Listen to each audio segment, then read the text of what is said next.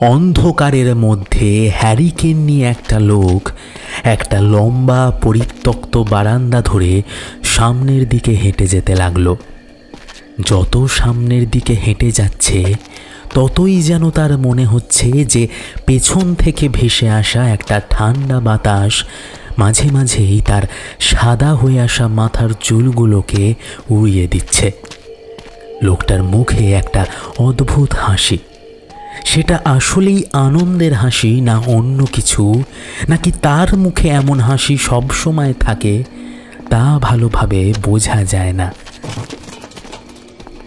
আরও খানিকটা হেঁটে আসার পর তার যেন মনে হলো যে পেছনের ঘরে কোথাও একটা অদ্ভুত শব্দ হলো, যেন কিছু একটা পড়ে গেছে। তাড়াতাড়ি ফোনটা তুলে নিয়ে সে পেছনের দিকে ঘুরল। ঘরের সব দরজা তো বাইরে থেকে বন্ধ, তাহলে কি বিড়াল ঢুকলো নাকি? কথাটা মনে মনে ভেবে নিয়ে সে আবার পেছনের দিকে হেঁটে সেই দরজার সামনে গিয়ে দাঁড়ায়। তারপর স্থির হয়ে দাঁড়িয়ে থাকে বেশ কিছুক্ষণ। আর ঠিক তখনই ঘরের দরজার ওপাশে একটা পায়ের শব্দ শোনা যায়, যেন কেউ হাঁটতে হাঁটতে বন্ধ দরজার ওপাশে এসে দাঁড়িয়েছে। আবার এসেছিস তুই? আবার? তোকে বলেছি না এখানে আসবি না। কথার উত্তর কিন্তু শোনা যায় না। তার বদলে ভেতর থেকে একটা গুমড়ে গুমড়ে কান্নার শব্দ ভেসে আসে।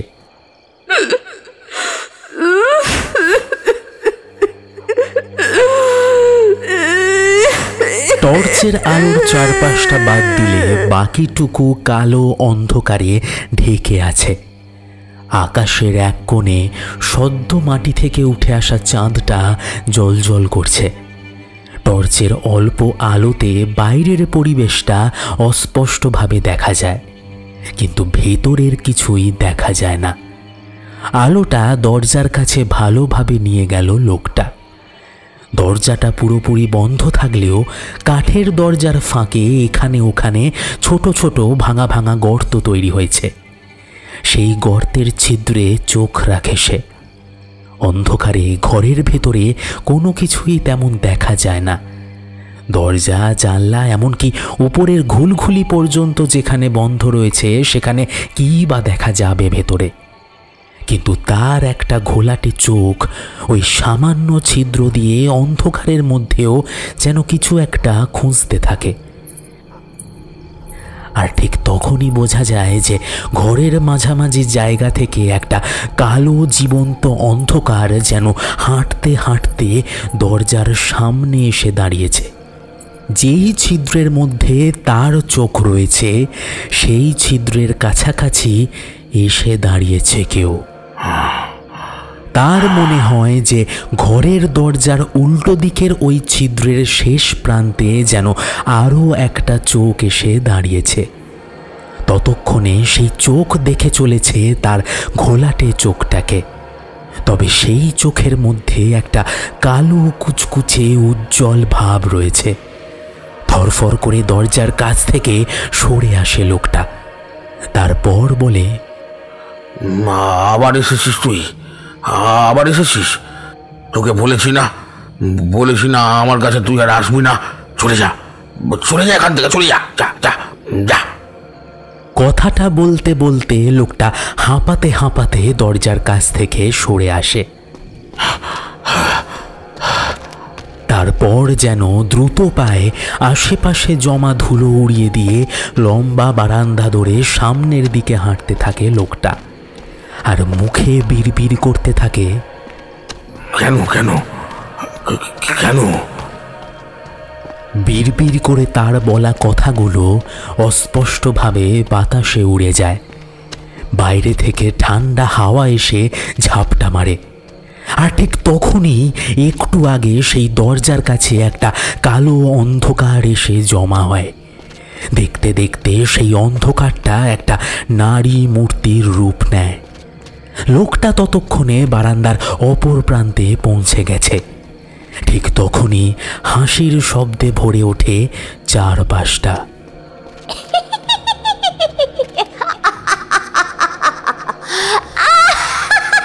কেউ যেন অদ্ভুতভাবে হেসে উঠছে। তার হাসির শব্দটা পরিত্যক্ত ফাঁকা বারান্দা জুড়ে যেন খেলা করতে থাকে।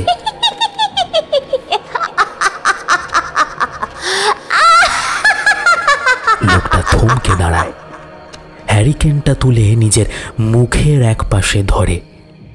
গালের এক পাশে লম্বা একটা কাটা দাগ যেন হ্যারিকেনের আলোতে ক্ষয়াটে স্মৃতিচিহ্নের মতো জ্বলজ্বল করে ওঠে। বিস্ফারিত চোখে সামনের দিকে তাকিয়ে বারান্দার অপর প্রান্তে দাঁড়িয়ে থাকা সেই ছায়ামূর্তিকে দেখতে পায় লোকটা। চোখের পাতাগুলো তার তীর তীর করে কাঁপে। মাথার চুল, দাড়ি, এমনকি চোখের ওপরে ভ্রুর চুল পর্যন্ত তার সাদা হয়ে গেছে। মুখে বলি রেখাতে চামড়া খানিকটা কুঁচকে এসেছে, কিন্তু তবুও একটা উত্তাল ভয়ে যেন তার সারা মুখে খেলা করতে থাকে। বিড়বিড় করে লোকটা বলে, কেন আসিস তুই বুধ পূর্ণিমার রাতে? হ্যাঁ, তুই তুই কেন আসিস? এইবার কিন্তু আরও একটা কণ্ঠস্বর শুনতে পাওয়া গেল, কিন্তু সেটা যে মানুষের নয় তা আর বলে দিতে হয় না। এই রাতেই তো আমাকে আসতে হয়, আর এই রাতটা আমার।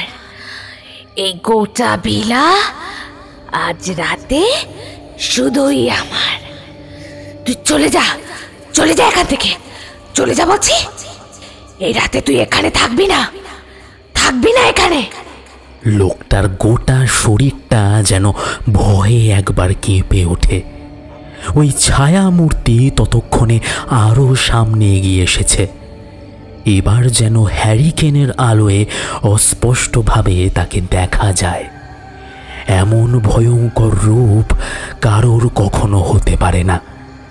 ছায়া মূর্তিটার গোটা শরীরটা কালো কুচকুচে, তবে তার চেয়েও বেশি কালো যেন তার চোখ দুটো। মুখের এক পাশ থেকে লম্বাটে লালচে জিভ বাইরে বেরিয়ে এসেছে। মুখের দাঁতগুলো ভয়ঙ্কর রকম লম্বা। একটা অদ্ভুত গন্ধ ভেসে আসছে তার শরীর থেকে। তোর জন্য এখানে আর কেউ আসে না। তোর জন্য এই গোটা ভিলা ডুলুঙের বাড়ি হয়ে গেল। কেন করলি তুই এমন? হ্যাঁ, আমার কথা বলছিস তো? হ্যাঁ, আমার জন্য সব খারাপ হলো বলছিস তো? তোদের জন্য যে আমার এত বড় ক্ষতি হলো, তার বেলায় তোর ওই গালের দাগটার কথা তুই ভুলে গেছিস? যদি ভুলে না গিয়ে থাকিস তাহলে তো তোর সব মনে আছে। লোকটা একটু কেঁপে ওঠে, তারপর নিচের দিকে তাকিয়ে ক্লান্ত গলায় বলে, সবাই তো চলে গেছে, তাহলে তুই শুধু শুধু এখানে পড়ে যাচ্ছিস কেন?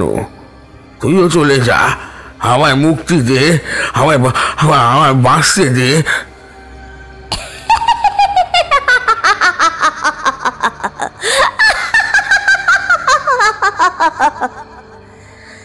দেব না, কিছুতেই দেব না। আর পূর্ণিমার রাতে এই ভিলাতে যে আসবে তাদেরও আমি বাঁচতে দেব না। মূর্তিটা কিন্তু আর এগোলো না। হঠাৎ করেই কালো অন্ধকারের মতো হাওয়ার মাঝে কোথায় যেন মিলিয়ে গেল। লম্বা বারান্দার সামনের দিকের দরজাগুলো অদ্ভুত খটখট শব্দ করে উঠল, যেন একটা ঝড় বয়ে গেল বারান্দার ওপর দিয়ে। লোকটা অনেকক্ষণ দাঁড়িয়ে রইল বারান্দার পাশে, তারপর আস্তে আস্তে পেছনের দিকে ঘুরে এগোতে লাগলো। পেছনে কালো অন্ধকারটা আবার কখন যেন জমাট বাঁধতে শুরু করেছে, কিন্তু সেটা তার চোখে পড়ল না। লোকটা ওখান থেকে এগিয়ে গেল। তারপর একটা ছোট্ট ঘরের দরজা খুলে ঢুকে পড়ল ভেতরে। দরজা বন্ধ করে হ্যারিকেনটা একটা ধুলো পড়া টেবিলের উপর রাখল। তারপর সামনের দিকে তাকালো। ঘরের ভেতরটায় যে আসবাবপত্র বেশি নেই তা এক নজরেই বোঝা যায়। একটা টেবিল, একটা বিছানা আর টুকিটাকি কিছু জিনিসপত্র। তবে ঘরের দেওয়ালে ঝুলছে একটা ছবি, একটা মেয়ের ছবি। তার গলায় মালা দেওয়া রয়েছে। শুধু তাই নয়, সেই ছবিটার আশেপাশে কি সব যেন চিহ্ন আঁকা রয়েছে। সেদিকে তাকিয়ে লোকটা ধরা গলায় বলল, অনেক হয়েছে টুলুং, অনেক হয়েছে। এবার ফিরে যা, ফিরে যা, আর তোকে আমি চাই না। ফিরে যা এবার। কথাটা বলতে বলতে একটা অদ্ভুত আবেগে লোকটা ঝরঝর করে কেঁদে ফেলল। ফিরে যা।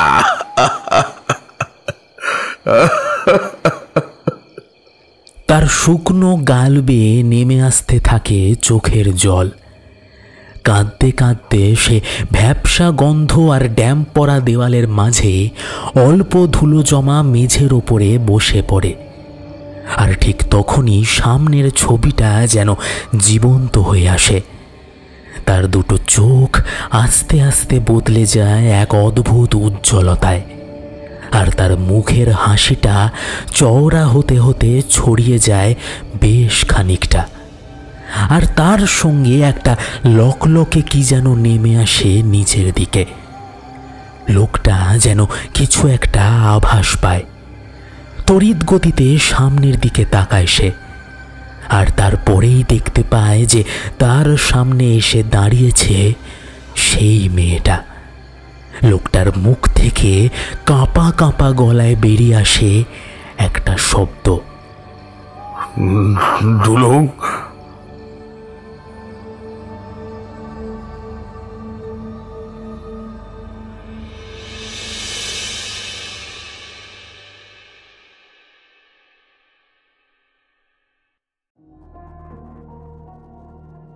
নমস্কার শ্রোতা বন্ধুরা, তোমরা শুনছো হানা বাড়ি অফিসিয়াল, আর আমি ঋদ্ধি রয়েছি তোমাদের সঙ্গে। বিভিন্ন সাধের গল্প শুনতে অবশ্যই সাবস্ক্রাইব করুন তোমার আমার গল্প বাড়ি হানা বাড়ি। নমস্কার বন্ধু, কেমন আছো? আশা করি ভালো আছো আর সবাইকে ভালো রেখেছো।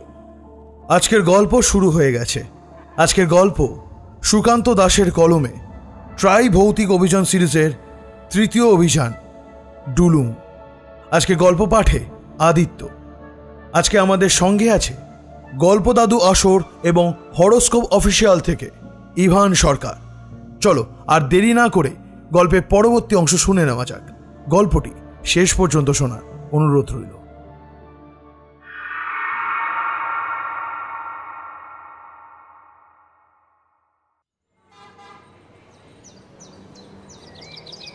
আরে সেটা কথা নয়, দেখ আমার তো সমস্যা নেই, কিন্তু ব্যাপারটা হলো এমনিতেই এমন একটা পরিত্যক্ত কারখানার জায়গা, তাও আবার ইংরেজ আমলের।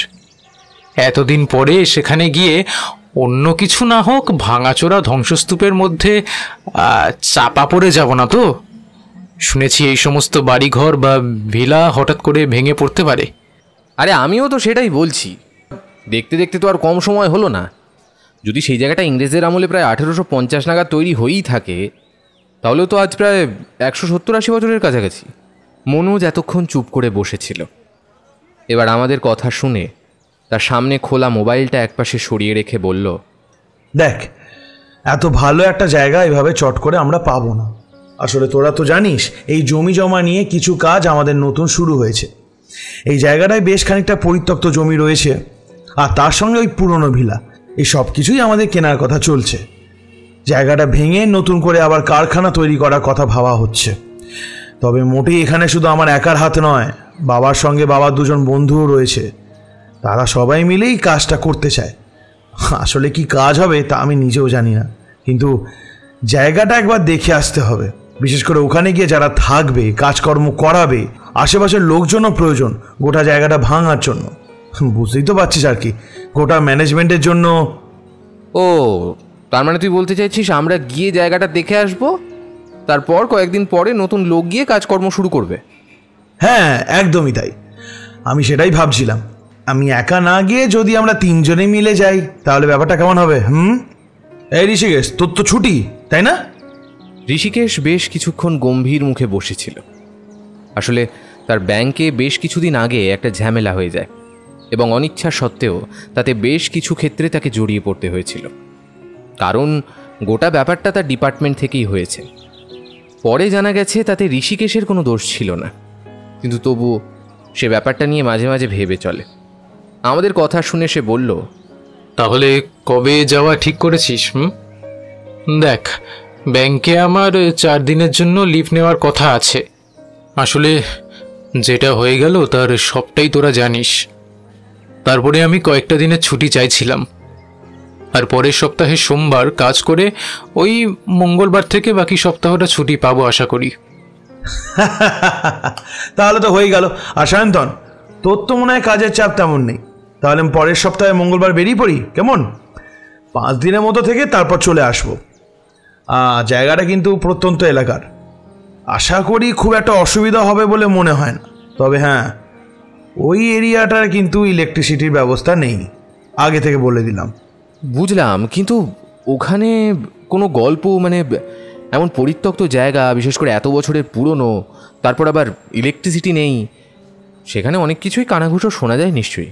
এই কথায় মনোজ একটু চুপ করল, তারপর যেন ইতস্তত করে বলল, না, একটা অদ্ভুত কথা আমিও শুনেছি, যদিও সেটা অনেক বছর আগেকার কথা। ওই কারখানা উঁচু পদের লোকদের থাকার জন্য একটা ভিলা তৈরি করা হয়েছিল, আর তাতেই পাশাপাশি অনেকগুলো ঘর, আরে ওই যেমন হয় আর কি। সেটাই কোনো একটা কারণে মাঝপথে পরিত্যক্ত হয়ে যায়। কারণটা যে ঠিক কি সেটা সহজে জানা যায়নি, তবে তারপর থেকে নাকি ওই ভিলাতে কেউ সহজে থাকতে পারে না। বাবারে, ভূতের বাড়ি? না না, ভূতের বাড়িটাই তো আমি নেই, আমি নেই। যা তোরা যা, আমি নেই। আরে না না না না, ঠিক ভূতের বাড়ি নয়। ওখানে যারা গেছে তারা কিন্তু তেমন কিছু দেখেনি, মানে এর আগে যারা ওখানে রাতের বেলা থেকেছে, যদিও সেই সংখ্যাটা খুব কম, কারণ ওই এলাকায় কাউকে থাকতে দেওয়া হয় না, বিশেষ করে বাইরের লোক তো নই। তারা কিন্তু তেমন কিছু বলেনি, মানে তারা রাতে কি দেখেছে বা কি হয়েছে, তবে কিছু তো একটা আছে ওখানে। ইন্টারেস্টিং ব্যাপার তো, কিছু একটা আছে অথচ কেউ দেখেনি। তাহলে সেটা যে আছে জানা গেল কি করে? একজন কেয়ারটেকারের মতো লোক ওখানে থাকে, অনেক বছর ধরেই আছে। ওই কারখানা পরিত্যক্ত হয়ে যাওয়ার পর থেকেই সে ওখানে থাকে। কী করে জানি না, তবে সে ওখানেই থাকে। তাছাড়া ওই জায়গাটা থেকে কোম্পানি এখন মুখ ফিরিয়ে নিয়েছে, কিন্তু গোটা জায়গাটা যেন বেহাত না হয়ে যায় সেই কারণেই একজনকে সেখানে রাখা হয়েছে। তবে বেহাত হওয়ার সম্ভাবনা নেই, সেটা দেখলেই বুঝতে পারবি। যাই হোক, জায়গাটা বেশ ইন্টারেস্টিং মনে হচ্ছে। আর ওই ভিলার নাম? ভিলাটাকে কোম্পানির নামেই সবাই চেনে।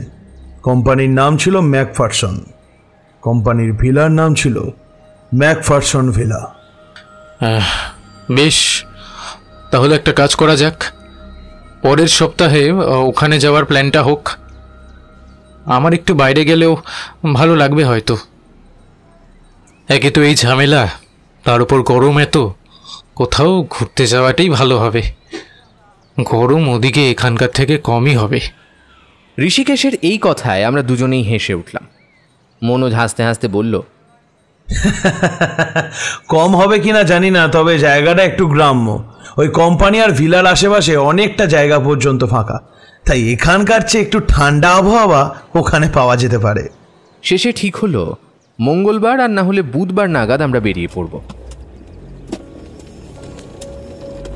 নির্দিষ্ট দিনে 3 জন মিলে বেরিয়ে পড়লাম সেই ম্যাকফারসন ভিলার উদ্দেশ্যে। জায়গাটা এখান থেকে অনেকটা দূরে, তবে মনোজ সব ব্যবস্থাই করে রেখেছিল। মনোজের বাবা আর তার এক কাকা এখন সফল ব্যবসায়ী। পশ্চিমবঙ্গ এবং ভারতবর্ষের কয়েকটা জায়গায় তাদের বিভিন্ন ব্যবসার সূত্র রয়েছে। প্রথমে কাঠের ব্যবসা দিয়ে শুরু করলেও এখন তারা অনেক ব্যবসায় হাত পাকিয়েছে। সমস্ত কিছু মনোজ একা হাতে সামলায়, তাই তাকে মাঝে মাঝে এখানে ওখানে যেতে হয়।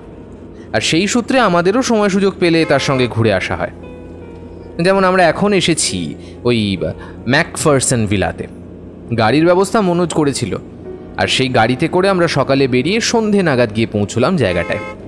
মনোজ মিথ্যে বলেনি, জায়গাটা সত্যিই গ্রাম্য। আশেপাশের বেশ খানিকটা জায়গা জুড়ে খোলা জমি, আর তার ভেতরের দিকে পরিত্যক্ত হয়ে পড়ে রয়েছে কারখানাটা। কারখানার একপাশে লম্বা টানা একতলা ভিলা। ভিলার বাইরেটা এসে আমাদের গাড়ি দাঁড়াতেই গাড়ি থেকে নেমে ঋষিকেশ বলল, এটা কম করে 200 বছর আগেকার তৈরি করা ভিলা, সেটা কিন্তু দেখেই বোঝা যাচ্ছে। তবে এমন কোনো পরিত্যক্ত জায়গায় এর আগে আমরা কবে দেখেছি সেটা মনে পড়ছে না। হ্যাঁ সেটাই, যা বলেছিস, ভিলাতে এতগুলো ঘর থাকে বলে তো মনে হয় না। এতটা টানা লম্বা বারান্দা, তার সঙ্গে এতগুলো ঘর, আর উপরে দোতলাও রয়েছে, তার উপরে একটা ঘর বলেই মনে হচ্ছে। আর ওই বাড়িটা কার? এই যে লম্বাটা না, ম্যাকফারসন ভিলা। এর প্রতিটা ঘরে নাকি কারখানার যারা ম্যানেজার তারা থাকতো। আর ওই পাশে একটি মাত্র দোতলা বাড়ি রয়েছে। আর এই কারখানায় সমস্ত যে দেখাশোনা করতো সেও এই জায়গার কাছাকাছি থাকতো। তাদের যাতায়াতে খুব একটা অসুবিধা হতো না, সবাইকে এখানে থেকেই কাজ করতে হতো। কিন্তু এখানে কারখানার কাজ করার জন্য লোকজন আসতো কোথা থেকে? আশেপাশের গ্রাম থেকেই কারখানায় লোক আসতো কাজ করতে। কারখানা বন্ধ হয়ে যাওয়ার সময় ওই আশেপাশে ফাঁকা জায়গাগুলোতে কিছু বসতির মতো চোখে পড়েছিল। কারখানা উঠে যাওয়ায় সবাই সেখান থেকে অন্য কোথাও চলে যায়। কত বড় গাড়ি, এরা আবার কারা? মনে হয় শহর থেকে নতুন লোক এসেছে। ওই ভূত বাংলায় উঠবে নাকি? হ্যাঁ, রামলাল তো সে কথাই বলছিল। আমরা কথা বলছি, এমন সময় সেই ভিড়ের ভেতরের দিক থেকে একটা লোক বেরিয়ে এলো। লম্বা রিজু চেহারা, তার হাতে একটা লাঠি, মাথার চুল গোঁফ সমস্ত কিছু সাদা হয়ে রয়েছে। আমাদের গাড়িটার দিকে সে এগিয়ে এসে সন্দেহের চোখে কিছুক্ষণ তাকিয়ে রইল, তারপর বলল, আপনারা কলকাতা থেকে আসছেন? হ্যাঁ, আমরা কলকাতা থেকে এসেছি। বাবা তো খবর পাঠিয়েছিল, আমাদের আসার কথা ছিল। এবার লোকটার মুখে একটা হাসি দেখা গেল। একটু অবাক হলাম। তার মুখে গালে লম্বালম্বি কাটা একটা দাগ, তাছাড়া মুখের চামড়া কুঁচকে এসেছে। বয়স যে খানিকটা হয়েছে বোঝা যায়। লাঠিটা হাতে করে আনলেও লাঠিতে ভর দিয়ে কিন্তু সে হেঁটে আসেনি। এতটা বয়স হয়ে গেলেও সে এখনো লাঠি ছাড়াই চলাফেরা করতে পারে। তাহলে হাতে লাঠি থাকার কারণ কি? লোকটা বলল, আমি এই ভিলার দেখাশোনা করি, আমার নাম রামলাল। ও, তুমি রামলাল? তোমার কথা বাবা আমায় বলেছিল। বাবা তো এখানে এসেছিল। আমাদের থাকার ব্যবস্থা তুমি কিছু করেছো? হ্যাঁ, আপনাদের থাকার ব্যবস্থা হয়ে গেছে। ভিলার একতলার ঘরগুলোর মধ্যে একটা ঘর আপনাদের জন্য আমি খুলে দিয়েছি। আচ্ছা, ওই যে দোতলা বাড়িটা আছে। আমার কথা শেষ হলো না, তার আগেই আমাদের সামনে এসে বৃদ্ধ লোকটা দুটো চোখে কেমন যেন একটা অদ্ভুত ভয় নিয়ে বলে উঠল, না বাবুরা, ওই বাড়িতে একদম নয়, না একদম নয়। আপনি অন্য যেখানে ইচ্ছে থাকুন, কিন্তু ওই বাড়িতে নয়। এতক্ষণ লোকটা শান্তভাবে আমাদের সামনে দাঁড়িয়েছিল। এই কথা বলে হঠাৎ করে সে কেন অশান্ত হয়ে গেল তা বুঝতে পারলাম না। আমরা তিনজনে অবাক হয়ে তাকিয়ে দেখছি বাড়িটার দিকে। গোটা বাড়িটার দিকে একবার ঘুরে তাকিয়ে নিয়ে আবার বলল, ওখানে রাতে থাকা যাবে না বাবুরা, ওখানে দুলুং আছে। এবার তার কথায় আমরা একটু অবাক হলাম। মনোজ বলল, তার মানে? কিন্তু বাবা তো বলেছিল এখানে আর কেউ থাকে না, তুমি সমস্ত জায়গাটা দেখাশোনা করো। তাহলে ওই ডুলুং আবার কে? হ্যাঁ? লোকটা হেসে উঠল। হাসির দমকে তার গোটা শরীর যেন অদ্ভুতভাবে নেচে উঠল। তারপর হাতের লাঠিটা তুলে বাড়িটার দিকে দেখিয়ে বলল, ডুলুং এখানে অনেক আগে থেকে আছে, আমারও আগে থেকে সে এখানে থাকে। ওকে ওখান থেকে কেউ সরাতে পারবে না। তার মানে তোমার আগে থেকে থাকে? তোমার বয়স তো অনেক হলো, তোমার আগে থেকে মানে তোমার থেকেও বৃদ্ধ? বাবুরা, ডুলুং বৃদ্ধ নয়। ডুলুংকে দেখলে আপনারা বুঝতে পারবেন, কিন্তু আপনাদের ওই বাড়িতে রাতের বেলা থাকা হবে না। আপনারা আসুন, আমার সঙ্গে আসুন। আপনাদের থাকার ঘর আমি ঠিক করে রেখেছি। এমন অদ্ভুত কথাবার্তার পরে গাড়িটা পরিত্যক্ত জায়গাটার একপাশে রেখে আমরা ভেতরের দিকে এগিয়ে গেলাম। একটা মস্ত বড় পাঁচিল দিয়ে ঘেরা গোটা জায়গাটা, তার একপাশে সেই দোতলা বাড়িটা। নিচের তলায় পাশাপাশি দুটো ঘর রয়েছে বলে মনে হলো। একটা সিঁড়ি এক পাশ দিয়ে ওপরের দিকে চলে গেছে, ওপর তলাতেও একটা ঘর রয়েছে। তার ওপরে ছাদ, আর উল্টো দিকে সেই লম্বা টানা বারান্দাটার পাশাপাশি কয়েকটা ঘর। ওপরে ছাদের ওপর একটা ঘর রয়েছে, এটাই সেই ম্যাকফারসন ভিলা। ছোট ছোট কয়েকটা ঘর বললাম বটে, কিন্তু ঘরগুলো মোটেই ছোট নয়, বেশ বড়। তাছাড়া ঘরের ভেতরে যে আরও একটা ঘর আছে সেটা পরে দেখতে পেয়েছিলাম। বেশ লম্বা ম্যাকফারসন ভিলার একপাশের একটা ঘরের দরজা খোলা ছিল। আমাদের ব্যাগপত্র আমরা নিজেই টেনে নিয়ে গেলাম, কারণ লোকটা যে সেগুলো বয়ে আনবে সেটা ভাবতেই কেমন যেন হচ্ছিল। তবুও সে আমাদের সাহায্য করতে চেয়েছিল।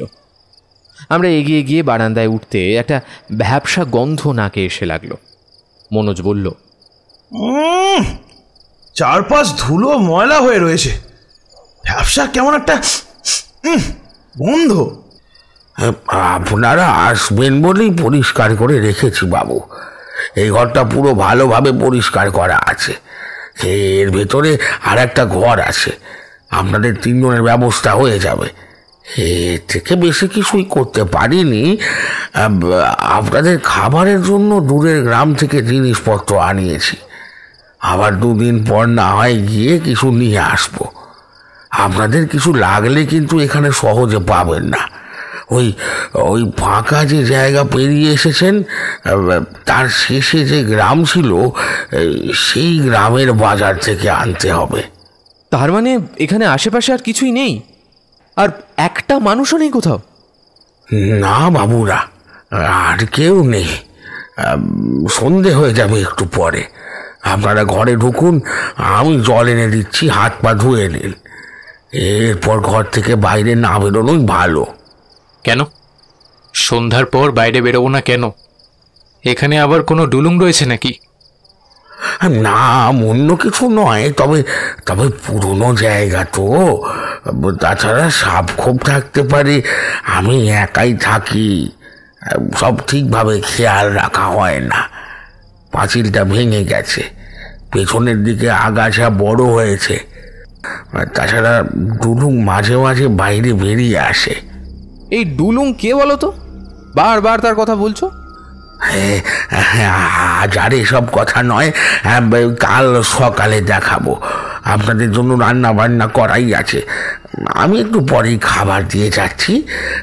ওই যে সামনে চাপা কল আছে, তাছাড়া আমি জল তুলে রেখেছি। হাত মুখ ধুয়ে আমরা আর দেরি করলাম না, রাতের খাবার খেয়ে নিলাম। রাতে রুটি, একটা ডাল, আর তার সঙ্গে আলু আর ডিম দিয়ে একটা তরকারি। মন্দ লাগলো না খেতে। লোকটা যেমনই হোক, তার হাতের রান্নাটা কিন্তু বেশ ভালো। যখন সে চলে গেল তখন মনে হলো বাইরে যেন কার পায়ের শব্দ শুনতে পেলাম। এমন কয়েকটা অস্বাভাবিক ব্যাপার ছাড়া আর কিছুই দেখলাম না। রাতে খাওয়া দাওয়ার পর্ব শেষ করে আমরা শুয়ে আছি। পাশাপাশি লম্বায় 4 জনের শোয়ার ব্যবস্থা হয়ে যায়। বিছানার চাদর আমরা সঙ্গে করে এনেছিলাম। এমন জায়গায় শোয়ার ব্যবস্থায় অসুবিধা হলো না। বিছানায় শুয়ে ঋষিকেশ বলল, আমার মনে হচ্ছে সত্যিই কিছু একটা ব্যাপার আছে। লোকটা আমাদের ওই দোতলা বাড়িতে থাকতে বারণ করলো কেন?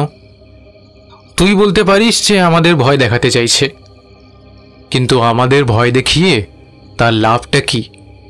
সে একা একা থাকে, যদি এখানে লোকজন আসে তাহলে সেও 2-1টা লোকের মুখ দেখতে পাবে। তাছাড়া এখানে লোকজন এলে তার কয়েক পয়সা আমদানিও তো হবে। তাহলে সে আমাদের ভয় দেখাতে চাইবে কেন? হ্যাঁ, একটা কারণ দেখা দেখি।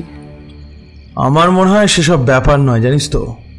আশেপাশের লোকরা বোধহয় এখানে মাঝে সাঝে আসে, আর লোকজন থাকলে এই সমস্ত কাজকর্ম নষ্ট হয়ে যাবে, তাই সে মিথ্যে কথা বলছে। কিন্তু একটা ব্যাপার, ডুলুং নামটা যেটা লোকটা বলল, এই কথাটা আমি বাবার কাছেও শুনেছি বলে মনে হয়, কিন্তু তো কিন্তু কি কথা ঠিক ঠিক মনে পড়ছে না। ডুলুং ইন্টারেস্টিং নাম, কিন্তু তার সঙ্গে বাড়ির কী বা সম্পর্ক? তাছাড়া সে আমাদের ওই বাড়িটাতে থাকতে বারণ করলো, অথচ এখানে থাকতে দিল। এইটুকু জায়গার মধ্যে কি পরিবর্তন হবে? জায়গাটা সম্বন্ধে নতুন কোনো কিছু না জেনে শুধু শুধু সাহস দেখানোটা কি ঠিক হবে? তাছাড়া আমরা তো কয়েকদিনই আছি এখানে, সমস্ত ব্যাপার খোঁজখবর নেব, তখনই না হয় সব জানা যাবে। তবে একটা অদ্ভুত ব্যাপার লক্ষ্য করছিলাম, লোকটা যখন আমাদের খাবার দিয়ে বাইরে চলে গেল তখন বারান্দা থেকে যেন একসাথে দুটো পায়ের শব্দ শুনতে পেলাম, আর লোকটা চাপা স্বরে যেন কারোর সঙ্গে কথা বলছিল। ঋষিকেশের কথা শুনে আমি আর মনোজ অবাক হয়ে তার দিকে তাকালাম। মনোজ বলল, ভুল শুনেছিস তাহলে। এখানে লোকটা কার সাথেই বা কথা বলবে? তাছাড়া এখানে তো আর অন্য কোনো মানুষ থাকে না, সেটা তো নিজেই বলেছে। আর আমরাও তো এখানে আসার পর একটা মানুষকেও দেখতে পাইনি। তাহলে কি আমি ভুল শুনলাম? কিন্তু এতটা ভুল হলো কি করে? এতটা ভুল তো হওয়ার কথা নয়। ঘরের ভেতরে টেবিলের ওপর লোকটা একটা হ্যারিকেন জ্বালিয়ে দিয়ে গেছিল। হ্যারিকেনের শিখাটা মাঝে মাঝে কেঁপে উঠছিল। দরজাটা বন্ধ থাকলেও জানলাটা খোলা। লোকটা বোধহয় ইচ্ছে করেই ঘরটা আমাদের দিয়েছিল, কারণ খোলা বড় জানলার একপাশ দিয়ে ঠান্ডা বাতাস হু হু করে এসে ঘরের ভেতর ঢুকছে। তবে আমরা যখন এই ঘরে ঢুকেছিলাম তখন ঘরের ভেতরটা কেমন যেন গুমোট হয়েছিল। মনোজ উঠে গিয়ে বড় জানলাটার কাছে দাঁড়ালো। জানলাটা এক মানুষ সমান লম্বা, দুপাশে বড় দুটো পাল্লা। জানলা দিয়ে বাইরের দিকে তাকালে অন্ধকারে ভাঙা পাঁচিলটা দেখা যায়। তাছাড়া পাঁচিলের আশেপাশে আগাছা জন্মেছে। আমি বিছানার একপাশে পা ঝুলিয়ে বসে রইলাম। ঋষিকেশ কিন্তু নিজে নিজে কি যেন একটা বলে চলেছিল। বললাম, কি হয়েছে ঋষিকেশ? এত কি ভাবছিস তুই? লোকটা এখানে একা একা থাকে, সে জানে ওই বাড়িতে কিছু একটা আছে। এত বড় পরিত্যক্ত একটা কারখানা ভিলায় একা একা থাকতে তার ভয় করে না? আমাদের জন্য সে ভয় পাচ্ছিল, কিন্তু নিজের জন্য সে ভয় পাচ্ছিল না কেন? মনোজ জানালার কাছে দাঁড়িয়ে বলল, এখন এসব ভেবে আর কিছু লাভ নেই। কাল সকালে প্রথমে কারখানার এরিয়াটা দেখব, তারপর না হয় এসব নিয়ে দেখা যাবে। আর আমরা তো আছি বেশ কয়েকদিন, তেমন কিছু বুঝলে না হয় দোতলা বাড়িটা একবার দেখা যাবে। বাড়িটার কথা বলতে কিন্তু লোকটা অদ্ভুতভাবে চিৎকার করে উঠেছিল, অথচ তারপরে একবারও তাকে অন্যভাবে রাগ করে কথা বলতে দেখিনি, ওই কথাটা ছাড়া। মনোজ মুখের কাছে আঙুল দিয়ে ফিসফিস করে বলল, হেই, চুপ চুপ চুপ চুপ চুপ, বারান্দা ধরে আমাদের ঘরের দিকে কেউ আসছে বলে মনে হচ্ছে না? হ্যাঁ। মনোজের কথা শুনে আমি আর ঋষিকেশ দুজনে চুপ করলাম। বন্ধ দরজাটার দিকে এক দৃষ্টে তাকিয়ে রইলাম। মনোজ জানলা থেকে খানিকটা সরে এসে এক পা করে দরজার দিকে এগিয়ে যাচ্ছে। আমরা কান পেতে শোনার চেষ্টা করলাম। ঘরের ভেতরে কোথাও কোনো শব্দ নেই, চারপাশটায় অন্ধকার, শুধু একটা হ্যারিকেন জ্বলছে। মনোজ পা টিপে টিপে হেঁটে দরজার দিকে এগিয়ে যাচ্ছে, একটু একটু করে। ওই তো আবার একটা পায়ের শব্দ শোনা যাচ্ছে। কেউ যেন লম্বা বারান্দা ধরে আস্তে আস্তে আমাদের ঘরের দিকে এগিয়ে আসছে। এই বাড়িতে আমরা এসেছি সন্ধ্যের একটু পরে।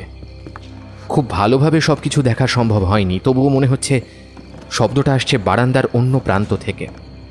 ওই লোকটা না তো, কি যেন নাম, রামলাল, সেই লোকটা আসছে না তো? যদিও সে আসে তাহলে এমনভাবে আসবে কেন? স্পষ্টই বোঝা যাচ্ছে কেউ যেন একটা পা টানতে টানতে আসছে। তার পা ঘষানোর শব্দ শুনতে পাচ্ছিস না? হ্যাঁ, আমারও সেটাই মনে হচ্ছে। অন্য পায়ে সমস্ত জোর দিয়ে আসছে, কিন্তু রামলাল ছাড়া তো এখানে কেউ নেই। মনোজ হাঁটতে হাঁটতে একদম দরজার কাছে চলে গেছে। আমি আর ঋষি তার পেছনে গিয়ে দাঁড়িয়েছি। বুকের ভেতর কেমন যেন একটা ধক ধক শব্দ শুনতে পাচ্ছি। রুদ্ধশ্বাসে আমরা অপেক্ষা করছিলাম বাইরে হেঁটে আসা আগন্তুকটির জন্য। যেন মনে হচ্ছিল দরজাটা এক্ষুনি খুললেই আমরা তাকে দেখতে পাবো। আমি স্পষ্ট বুঝতে পারছি আমাদের তিনজনের মনের অবস্থাটা কি। তিনজনেই ঊর্ধ্বশ্বাসে অপেক্ষা করছি।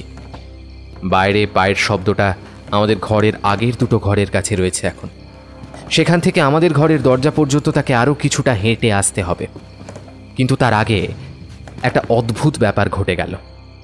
আরে, পায়ের শব্দটা থেমে গেছে বলে মনে হচ্ছে না? হ্যাঁ, সেটাই তো মনে হচ্ছে, কিন্তু ঘরটা এত অন্ধকার হয়ে গেল কি করে? ঘরে তো হ্যারিকেন চলছিল, তাই না? ঘরের মধ্যে কেউ একটা আছে। এই কথায় আমাদের তিনজনের গোটা শরীর যেন মুহূর্তের মধ্যে বরফের মতো ঠান্ডা হয়ে গিয়েছিল। অন্তত আমার কথা তো আমি জানি, বাকিদেরটাও তেমনই মনে হলো। ঘরের মধ্যে কেউ একটা যদি থাকে তাহলে সে এলো কোথা থেকে? জানলাটা খোলা ছিল। পেছনে তাকিয়ে দেখি টেবিলের ওপর জ্বলতে থাকা হেরিকেনটা কখন নিভে গেছে, আর সে নিভে যাওয়া হেরিকেনের অদ্ভুত তেলচিটে গন্ধটা ঘরের ভেতর ছড়িয়ে পড়েছে। কেরোসিন তেলের গন্ধ, কিন্তু এমন গন্ধ তো। হঠাৎ করে কি একটা মনে হতেই বললাম, হ্যারিকেনটা নিভে যায়নি, কেউ যেন হ্যারিকেনটা উল্টে ফেলে দিয়েছে। পায়ের শব্দটা যখন বন্ধ হলো তখনই যেন কি একটা পড়েছিল। নিশ্চয়ই নিশ্চয়ই আমাদের কেউ ভয় দেখানোর চেষ্টা করছে। এটা রামলালের কাজ ছাড়া আর অন্য কারো কাজ হতেই পারে না। দাঁড়া, আমি দরজাটা। এই বলে মনোজ দরজার হাতল ধরে টান দিল, কিন্তু এই দরজাটা খুলছে না কেন? মনে হচ্ছে বাইরে থেকে কেউ বন্ধ করে রেখেছে। এটা কিন্তু আমার রামলালের কাজ বলে মনে হচ্ছে না।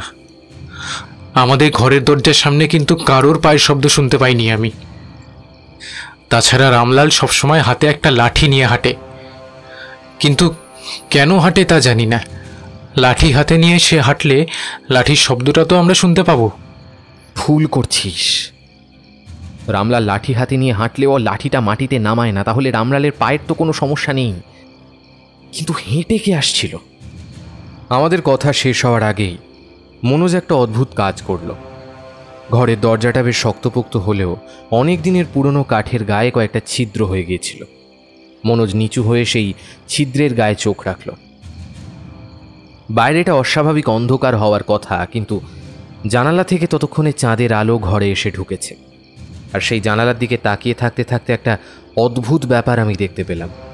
ঠিক জানলার কাছে ঘরের ভেতর একটা কালো ছায়া মূর্তি দাঁড়িয়ে রয়েছে। তাছাড়া কে যেন আমাদের দিকেই তাকিয়ে দেখছে। আমি আর চুপ করে থাকতে না পেরে চিৎকার করে উঠে বললাম, মনোজ, মনোজ, জানলার কাছে ওটা কে? আরে জানলার কাছে কি একটা আছে দেখে আমি তাড়াতাড়ি এখানে এসে দাঁড়ালাম। আমায় দেখে ভয় পাচ্ছিস কেন? জানলার কাছ থেকে ঋষিকেশের গলার আওয়াজ শুনে আমি যেন খানিকটা স্বস্তি পেলাম। ঋষিকেশ কখন জানলার কাছে গিয়ে দাঁড়িয়েছে তার টেরই পাইনি। আমিও জানলার কাছে গিয়ে ঋষিকেশের পাশে দাঁড়াতে এসে জানলা দিয়ে বাইরের দিকে তর্জনী দেখিয়ে বলল, ওই বাইরের ভাঙা পাঁচিলের কাছে দেখ, যেখানে গাছগুলো একসাথে পাঁচিলের উপরে উঠেছে। চাঁদের আলোয় চারপাশটা বেশ স্পষ্টভাবে দেখা যাচ্ছে। আর সেই আলোতে জানলা দিয়ে বাইরের দিকে তাকিয়ে ওই গাছটার দিকে তাকাতেই দেখতে পেলাম, সত্যি তো কে যেন পাঁচিলের ধার ঘেঁষে হাঁটতে হাঁটতে সামনের দিকে চলে যাচ্ছে। ওটা কে? না, ওটা তো রামলাল হতে পারে না। আবার রামলাল হতে পারে, কিন্তু রামলাল এত রাতে কি করতে যাবে ওখানে? তাছাড়া তারাতে আলো নেই, সাপখোপের ভয় থাকতে পারে তো ওখানে। আমার কথা শুনে ঋষিকেশ আস্তে আস্তে বলল, এই রামলালকে আমার কিন্তু খুব একটা সুবিধের মনে হচ্ছে না। ঠিক তখনই পেছন থেকে মনোজ বলে উঠল, এই বাইরে কেউ একটা আছে বুঝলি? এখন দরজাটা খুলে গেছে, অথচ ছিটকিনি খোলার শব্দ বা দরজার সামনে কারোর এসে দাঁড়ানোর শব্দ আমি কিন্তু শুনতে পাইনি। আয় আয়, তোরা তাড়াতাড়ি আয়। দরজা খুলে যাওয়ায় আমরা আর দেরি করলাম না। হ্যারিকেনটা টেবিলের উপর একদিকে হেলে পড়েছিল, তাই হয়তো নিভে গিয়েছিল। তাই কিছুটা তেল ছড়িয়ে পড়েছিল ঘরের মধ্যে। হ্যারিকেনটা তুলে সেটা পরিষ্কার করে আবার নতুন করে জ্বালিয়ে আমরা বাইরে বেরোলাম। লম্বা বারান্দা ধরে তিনজন হ্যারিকেন জ্বালিয়ে হাঁটতে লাগলাম। প্রত্যেকটা দরজার গায়ে একটা করে তালা ঝুলছে, শুধু একদম শেষের দরজাটা ভেজানো রয়েছে। আর সেই লাঠিটা একটা দরজার একপাশে হেলিয়ে রাখা। সেদিকে তাকিয়ে মনোজ বলল, রামলাল বোধহয় সাপ খোপ কিংবা রাতে বেলা নিশাচর জন্তু তাড়ানোর জন্য এই লাঠিটা ব্যবহার করে থাকে। কিন্তু রামলাল যদি ঘরে ভেতরেই থাকে, এই দাঁড়া একবার দরজাটা ধাক্কা দিয়ে দেখি। মনোজ দরজায় সজোরে ধাক্কা দিতে লাগলো। তার সঙ্গে, রামলাল, রামলাল, রামলাল এই বলে চিৎকার করে ডাকতে লাগলো। একটু পরেই ঘরের ভেতর থেকে রামলালের ভয় মেশানো গলার উত্তর ভেসে এলো, চলে যা, চলে যা, তোকে বলেছি না তুই আসবি না।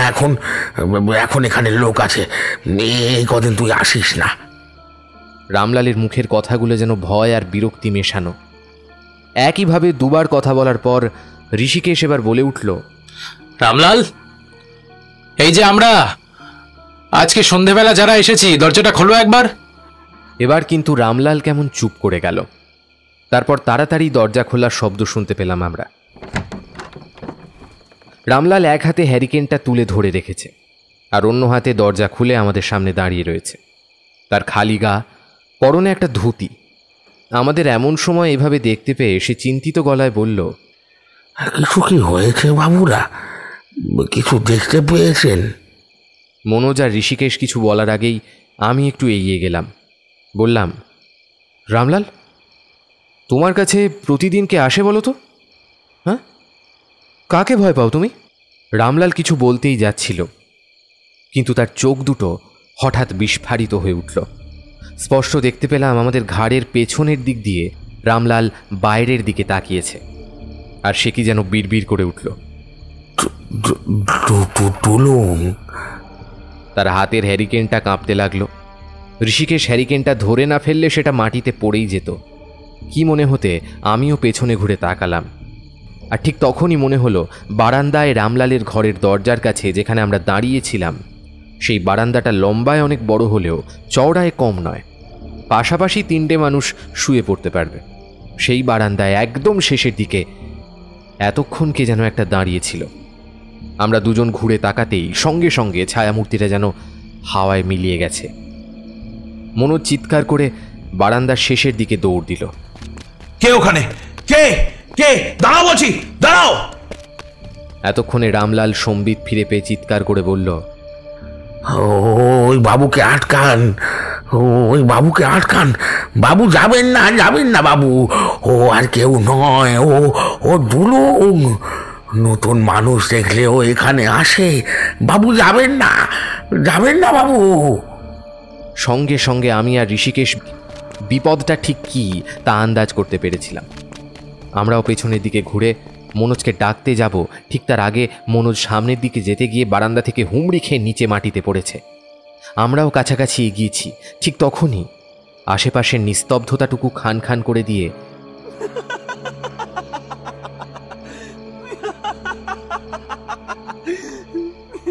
একটা মেয়েলি হাসিতে ভরে উঠল চারপাশ।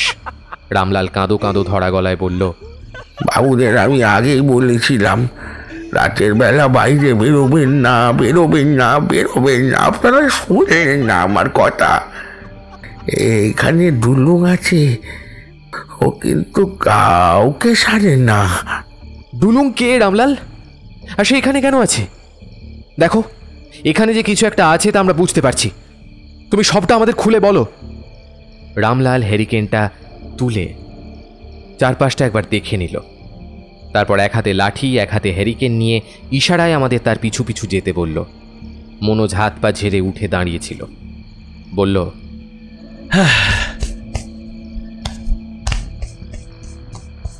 ছায়ার মূর্তির মতো দেখতে কি যেন একটা উঠোনের দিকে এগিয়ে গেল, জানিস তো। তারপর সামনে এগিয়ে আসতে যে কি হলো, মুখ থুবড়ে মাটিতে পড়লাম। মূর্তিটা যেন কোথায় গেল বুঝতে পারলাম না, তবে এইটুকুনি বুঝতে পেরেছি এটা একটা মেয়ের মূর্তি। দুলুং? হ্যাঁ হ্যাঁ হ্যাঁ, এবার মনে পড়েছে। আমার বাবা বলেছিল এই ম্যাকফারসন ভিলা আর তার পাশের ওই দোতলা বাড়িটায় এখানে কোনো একটা মেয়ে কাজ করত। তার নাম ওই রকম কিছু একটা ছিল, জানিস তো, আদিবাসী মেয়ে। সে অস্বাভাবিকভাবে মারা যায়। তারপর থেকে গোটা ভিলাতে কিছু একটা সমস্যা তৈরি হয়েছিল। তারপর সবাই এখান থেকে চলে যায়। আস্তে আস্তে গোটা কারখানাটা বন্ধ হয়ে যায়।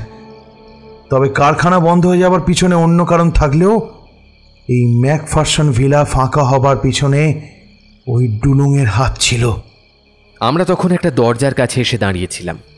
রামলাল নিজের হাতে দরজাটা খুলল। দরজা ধাক্কা দিতেই ভেতর থেকে একটা গরম বাতাস যেন ঘরের মধ্যে থেকে বেরিয়ে এলো। আমরা আরেকটু সামনে এগিয়ে যেতে হ্যারিকেনটা তুলে ধরল রামলাল। আমরা দেখতে পেলাম দেওয়ালে টাঙিয়ে রাখা একটা ময়লা হয়ে যাওয়া ছবি।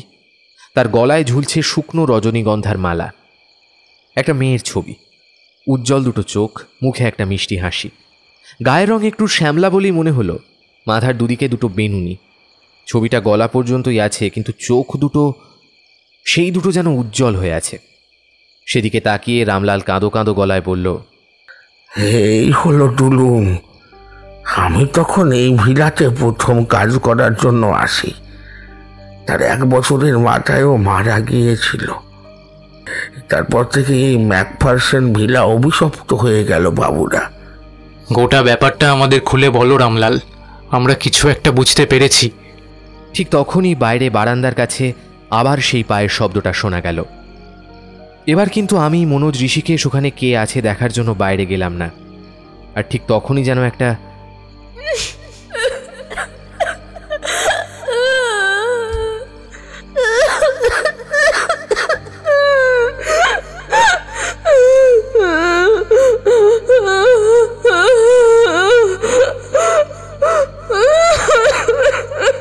গুমড়ে গুমড়ে কান্নার শব্দ বারান্দার একপাশ থেকে ওপাশ পর্যন্ত চলে গেল। মুহূর্তের মধ্যে রামলাল বলল, এখানে নয় বাবুরা, আমার ঘরে চলো, ওখানে গিয়ে সব বলছি। ঠিক তখনই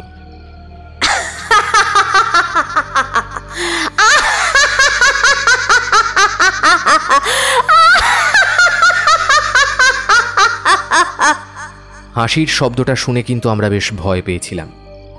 ঋষিকেশ একবার বলল, কেউ তো একটা আছে। আমরা এখানে আসার পর থেকে আমাদের উপর নজর রেখে চলেছে। মনোজও কিছু একটা দেখেছিল। কি দেখেছিল? যখন ওই ভাঙা দরজাটার পাল্লার ফাঁক দিয়ে সে বাইরের দিকে তাকিয়ে দেখছিল, তুই আর আমি জানলার কাছে গিয়ে দাঁড়ালাম। ঠিক তখনই মনোজ যেন মনে হয়েছিল ওর পাশে কেউ একটা দাঁড়িয়ে আছে। তারই মতো হাঁটু মুড়ে ঝুঁকে সামনের ওই ফাঁকাটা দিয়ে ওদিকে তাকিয়ে রয়েছিল, আর তার চোখটা কালো। ঋষিকেশের বলা কথাগুলো শুনে আমি কেমন চমকে উঠলাম। মনোজ আর রামলাল সামনে হাঁটতে হাঁটতে এগিয়ে চলেছে, আমি আর ঋষিকেশ পেছনে, তাই আমাদের কথা ওরা শুনতে পায়নি। হাঁটতে হাঁটতে আমাদের ঘরে গিয়ে ঢুকলাম আমরা। টানা বারান্দার এক প্রান্ত থেকে অপর প্রান্ত পর্যন্ত আমরা যখন হাঁটছিলাম, তখন মনে হচ্ছিল আমাদের আশেপাশে কেউ যেন আছে। বাইরে চাঁদের আলো রয়েছে। যতদূর মনে হলো পূর্ণিমা 2-1 দিনের মধ্যেই এসে পড়বে। চাঁদের আলোয় চারপাশটা ধবধবে সাদা হয়ে রয়েছে। একটু আগে যখন মনোজ বাইরে গিয়ে পড়েছিল, তখন চাঁদটা আকাশে মেঘের আড়ালে লুকিয়ে পড়েছিল মুহূর্তের জন্য। আবার এখন চারপাশটা সে স্পষ্ট দেখিয়ে দিচ্ছে। সামনের দিকে যতই এগিয়ে যাচ্ছি ততবারই মনে হচ্ছে আমাদের পেছনে কালো অন্ধকারের মধ্যে কেউ যেন হাঁটছে আমাদের সঙ্গে। একটা হাসির শব্দ যেন শুনতে পেয়েও আমরা শুনতে পাচ্ছি না। আমার কিন্তু বেশ ভয় করছে, বুঝলি। সেই ডুলুং যে বা যাই হোক, সে এত সহজে আমাদের ছেড়ে দেবে না বলে আমার মনে হচ্ছে। দেখলি না মনোজকে কিভাবে। হাঁটতে হাঁটতে আমরা যখন ঘরের একদম কাছে এসে পড়েছি, তখন রামলাল দ্রুত আমাদেরকে ঘরে ঢুকিয়ে দরজাটা সজোরে বন্ধ করে দিল। আর তখনই মনে হলো দরজার বাইরে থেকে একটা দমকা হাওয়া এসে দরজায় ধাক্কা দিয়ে দরজার পাল্লাটাকে নাড়িয়ে দিল। রামলাল ভয়ে দুপা পিছিয়ে ছিটকে এসে চিৎকার করে বলল, আবার বলছি তোকে, চলে যা, এখান থেকে চলে যা। তুই কি কাউকে শান্তিতে এখানে থাকতে দিবি না? হ্যাঁ। রামলালের কথার উত্তরে যেন বাইরে থেকে কেউ হেসে উঠল।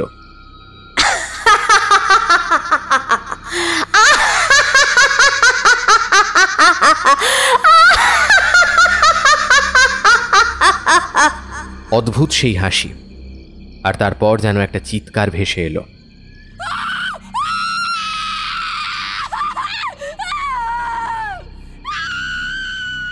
কেউ যেন একটা করুণভাবে আর্ত চিৎকার করে উঠেছে। তারপরেই চারপাশটা নিস্তব্ধ হয়ে গেল। আমরা ঘরের ভেতরে বিছানার কাছে চলে এলাম।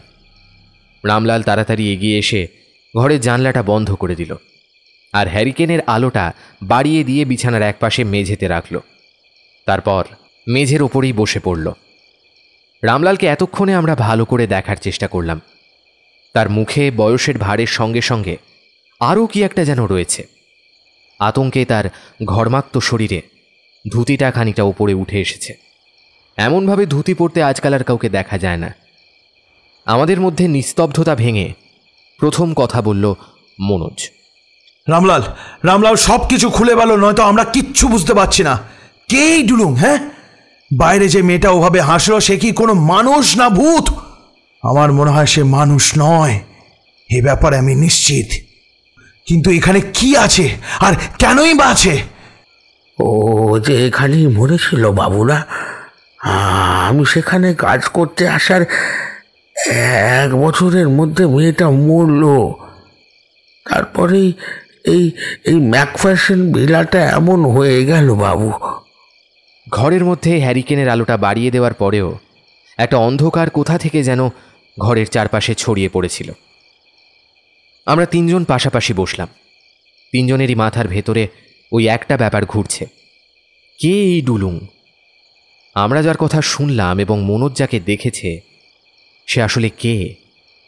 রামলাল আবার বলল, আমার বয়স তখন অনেক কম। যখন এখানে কারখানা চলতো, এই ভিলাতে লোকজন খুব একটা থাকতো না। ওই দোতলা বাড়িটাতে আপনাদের থাকতে বারণ করেছিলাম কেন জানেন? কারণ ওই বাড়িতে একজন বাবু থাকতো, আর ডুলুং তার কাছে কাজ করত। ওই গ্রামেরই মেয়ে ছিল সে। তার বাবা এই কারখানাতেই কাজ করত। ডুলুং তাই বাবুর কাছেই কাজকর্ম করত। তার ভাই ফরমাস খাটত, আর তার বিনিময়ে সে পেত ভালো খাবার এবং কিছু টাকা। আমার দায়িত্ব ছিল এই ভিলাগুলো পরিষ্কার পরিচ্ছন্ন করে রাখার। এগুলো রক্ষণাবেক্ষণ করা মানে দেখাশোনা করা, তার সঙ্গে ওই বাবুর কাজকর্ম আমায় করতে হতো। পরে কারখানার অবস্থা ভালো না হওয়ায় ওই বাবুই তখন কারখানার সব দেখাশোনা করত। শুধু দুলুংই নয়, আরো অনেকেই বলতো ওই বাবুর স্বভাব চরিত্র ভালো নয়। কারখানায় কাজ করা কিছু মেয়েদের মাঝে মাঝে বিব্রত করে। দুলুং সমস্ত কিছুই জানতো, তারপরেও সে টাকার জন্য আর পেটের জন্য এখানে পড়েছিল। দুলুং সকালে আসতো, আর সন্ধ্যাবেলায় বাবার সঙ্গে কারখানার কাজ শেষ হয়ে গেলে ফিরে যেত পাশের গ্রামে। একদিন অনেক রাতে কি কারণে যেন আমার ঘুম ভেঙে গিয়েছিল। এখন যে ঘরে আমি থাকি সেই ঘরেই থাকতাম। বাইরে বেরিয়ে দেখি দুলুং আর তার বাপ ওই সাহেবের ঘর থেকে আমার দিকে আসছে। তার বাপের হাতে একটা হ্যারিকেন রয়েছে। আমি অবাক হয়ে ডাকতে সে বলল তার গ্রামের বাড়িতে নাকি আগুন লেগে গেছে। বাবুর সঙ্গে কথা বলে সে এই ভিলার একটা ঘরে থাকবে। আমার তাতে আপত্তি করার কিছু ছিল না, কারণ আমি সমস্ত কিছু দেখাশোনা করি মাত্র। আমি তো আর মালিক নই। বাবু যখন থাকতে দিয়েছে তাহলে থাকুক। তখনও বুঝতে পারিনি এই সব কিছুর পিছনে বাবুর কত বড় চক্রান্ত শয়তানি লুকিয়ে আছে। আমরা একটানা তার কথা শুনছিলাম। রামলাল কথা বলছে আর মাঝে মাঝে বন্ধ দরজাটার দিকে তাকিয়ে কান পেতে কি যেন একটা শোনার চেষ্টা করছে। তারপর তারপর কি হলো? তারপর কয়েকটা দিন কেটে গেল, তখনও আমি কিছুই বুঝতে পারিনি। এইদিকে আগে যখন ডুলুংকে দেখতাম তখন খেয়াল করতাম সে বেশ হাসি খুশি। এখানে ওখানে ঘুরে বেড়ায়, বাবুর ভাই ফরমাস খাটে, কারখানায় তার বাপের কাছে যায়, আমার সঙ্গে 2-1 কথা মাঝে মাঝে কয়। কিন্তু কিন্তু ভিলায় আসার পর কেমন যেন হয়ে গিয়েছিল মেয়েটা। যে ঘরে নিয়ে গিয়ে আপনাদের ওই ছবিটা দেখিয়েছিলাম, সেই ঘরেই ছিল ডুলুং আর তার বাপ।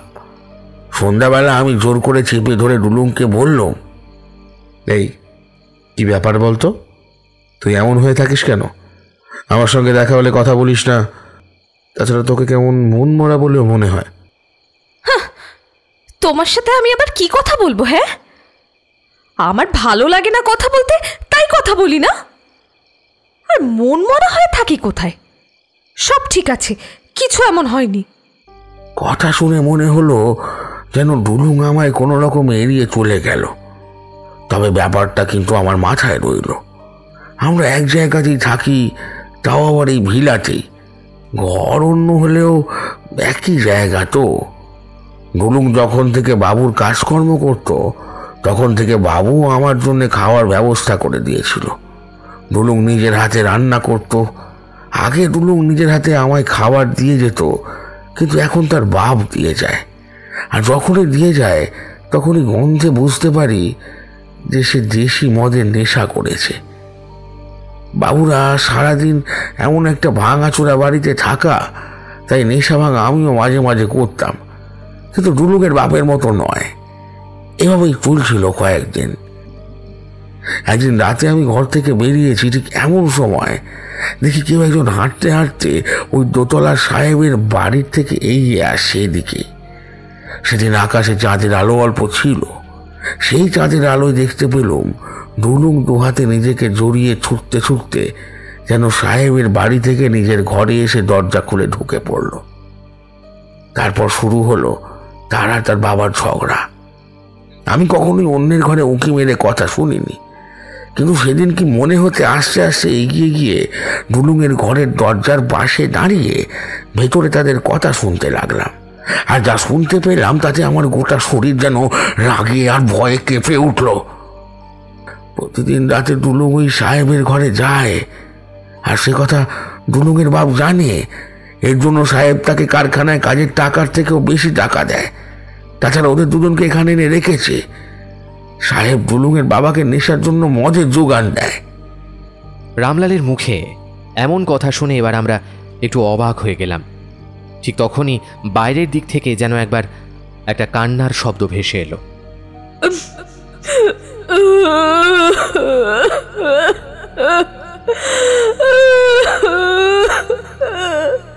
রামলালের গলা এবার ধরে এলো। সেই রাতে আমি বুঝতেই পারিনি কখন দরজা খুলে ডুলুং বাইরে এসে দাঁড়িয়েছে। আমি যখন দেখলাম আমার পাশে ডুলুং এসে দাঁড়িয়েছে, তখন আমার লজ্জার সীমা রইল না। আমার দিকে তীব্র ভর্ৎসনার দৃষ্টি নিক্ষেপ করে বলল, তোমার লজ্জা করে না লুকিয়ে লুকিয়ে আমাদের কথা শুনতে? যা শোনার ছিল তা তো শুনেছই।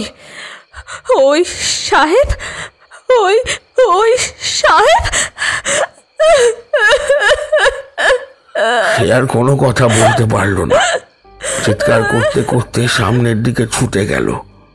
আমি তাকে থামাবার চেষ্টা করেছিলাম, কিন্তু তার আগে ডুলুংয়ের বাবা ঘর থেকে বেরিয়ে এসে নেশাগ্রস্ত অবস্থায় আমায় যা নয় তাই কথা শুনিয়ে দিল। আমি সামান্য একজন মানুষ, এই ভাঙাচোরা বিলার দেখাশোনা করি বাবু। আমার কোনো কিছুই বলা সাজে না গো। নিজের ঘরে চলে গেলাম এই লম্বা বারান্দা পেরিয়ে। কিন্তু বিশ্বাস করুন বাবুরা, আমি একবারও চাইনি ডুলুংয়ের লজ্জার কারণ কোনোভাবে আমি হই।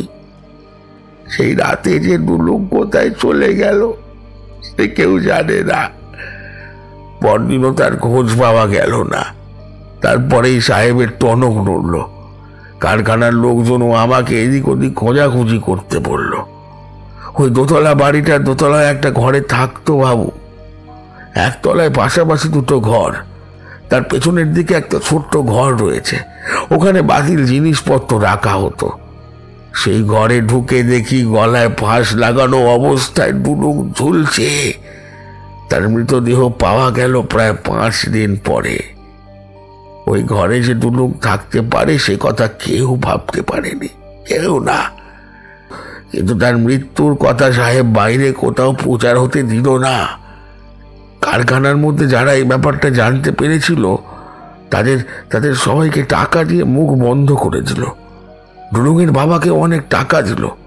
তাছাড়া কারখানায় তাকে কাজ করতে হতো না।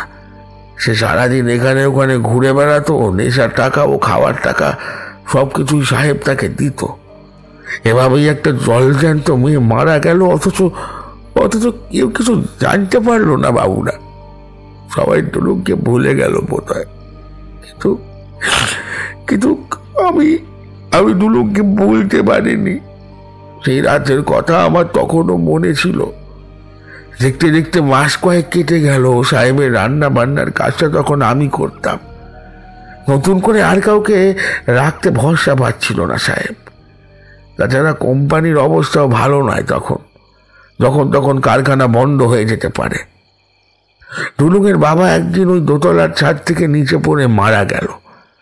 রাতের বেলা সে দোতলার ছাদে কেন গিয়েছিল সে কথা কেউ বলতে পারল না।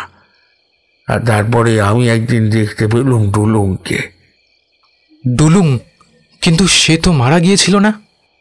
রামলাল সামান্য হাসল। হ্যারিকেনের আলোয় তার ধবধবে দাড়িটা কেমন যেন চকচক করে উঠল।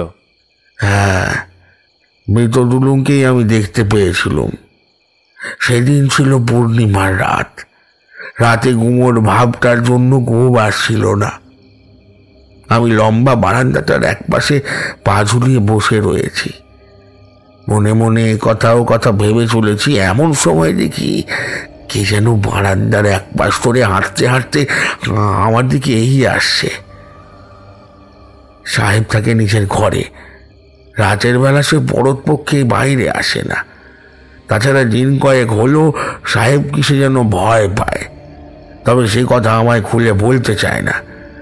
শুনেছিলাম সাহেব আর বেশি দিন এখানে থাকবে না, অন্য নতুন কোনো সাহেব আসবে। ডুলুংয়ের মা বাবা মারা গেছে, ডুলুং মারা গেছে। এখানে আমি আর সাহেব ছাড়া কেউ নেই। এত রাতে তাহলে কে আসে? কথাটা ভেবে গলা তুলে বললাম, কে ওখানে? চিনতে পারছো না আমায়?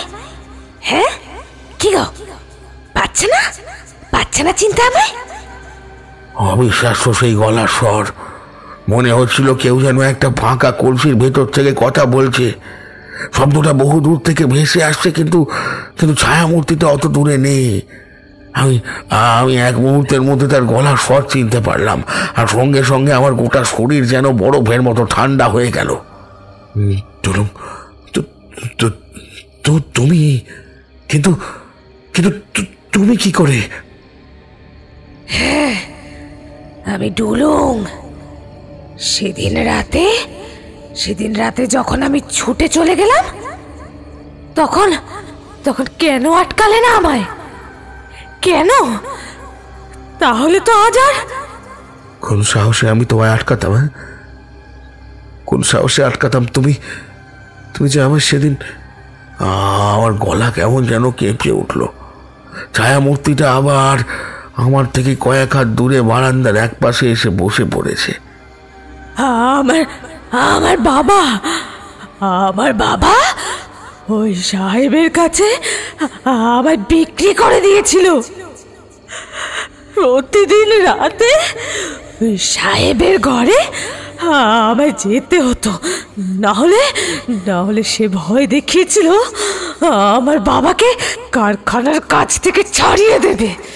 এই কারখানার অনেক মজুর ওই সাহেবের কথা শোনে, আর তারা আমাদের গ্রামে রটিয়ে দেবে। আর যে আমি তাই বাবাও রাজি হয়ে যায়। তাছাড়া বাবা পয়সা দেখে আর কিছুই ভাবতে পারেনি। কিন্তু তাকে শাস্তি আমি দিয়েছি, ওই সাহেবকেও আমি শাস্তি ঠিকই দেব। কিন্তু তার শেষের কথাটা শুনে আমি কেমন যেন চমকে উঠলাম। বললাম, কিন্তু কি ডুলুম, আমি তো তোমার কোনো ক্ষতি করিনি। তুমি আমার কোনো ক্ষতি করোনি, কিন্তু সেদিন তুমি যখন ব্যাপারটা ছিলে ফেললে, তারপরে আমার কেমন যেন আমি যে তোমার...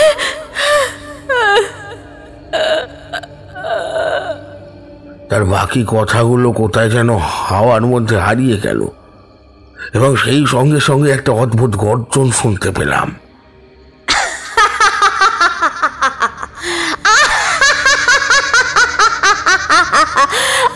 অদ্ভুত একটা হাসিতে চারপাশটা ভরে উঠলো। আমি চিৎকার করে উঠলাম, আমায় ছেড়ে দাও ডুলুং, আমায় ছেড়ে দাও, আমায় মেরো না। আমি তোমার কোনো ক্ষতি চাইনি ডুলুং, আমি তোমার কোনো ক্ষতি চাইনি। একটা হাওয়ার ঝাপটার সঙ্গে কালো অন্ধকার যেন আমার দিকে এগিয়ে এলো। আমি ছিটকে গিয়ে পড়লাম উঠোনের ওপর। চাঁদের আলোয় চারপাশে ভেসে যাচ্ছে। একবার চিৎকার করলে সাহেব কি আমায় বাঁচাবার জন্য আসবে? কিন্তু চিৎকার করার আগে দেখতে পেলাম আমার বুকের ওপর এসে বসেছে একটা কালো ছায়া মূর্তি। তার মাথার দুপাশের বেনি বাঁধা চুল আমার মুখের কাছে ঝুঁকে পড়েছে। সে একটা পচা গলা গন্ধে মুখের ভেতরটা কেমন যেন আমার গুলিয়ে উঠতে লাগলো। মনে হলো এক্ষুনি পেটের ভেতর থেকে রাতের খাবার বেরিয়ে আসবে। তাছাড়া অদ্ভুত একটা গন্ধ চারপাশে ছড়িয়ে রয়েছে। চাঁদের আলোয় সবকিছু দেখা গেলেও তার মুখ আমি ভালোভাবে দেখতে পাচ্ছিলাম না। সে তার মুখটা আরো একবার কাছে নিয়ে এলো আমার দিকে, আর সঙ্গে সঙ্গে দেখতে পেলাম সেই বিভৎস মুখটা। তার মুখের দাঁতগুলো অদ্ভুত লম্বা, জিভটা লাল টকটকে। সেই জিভটা এক পাশে ঠেলে বেরিয়ে এসেছে। যেভাবে ডুলুংয়ের মৃতদেহটা ছিল ঠিক সেইভাবেই তার রূপটা আমার চোখের সামনে ভেসে উঠল। তার দুটো চোখ কালো কুচকুচে, যেন যেন একটা সাপের চোখ। আর তার হাতটা আমার ডান গালের কাছে এসে পড়ল। বুঝতে পারলাম সে হাতে লম্বা লম্বা নখ। ডুলুং, ডুলুং, বিশ্বাস করো, বিশ্বাস করো, আমি আমি আমি তোমায় ভালোবেসে।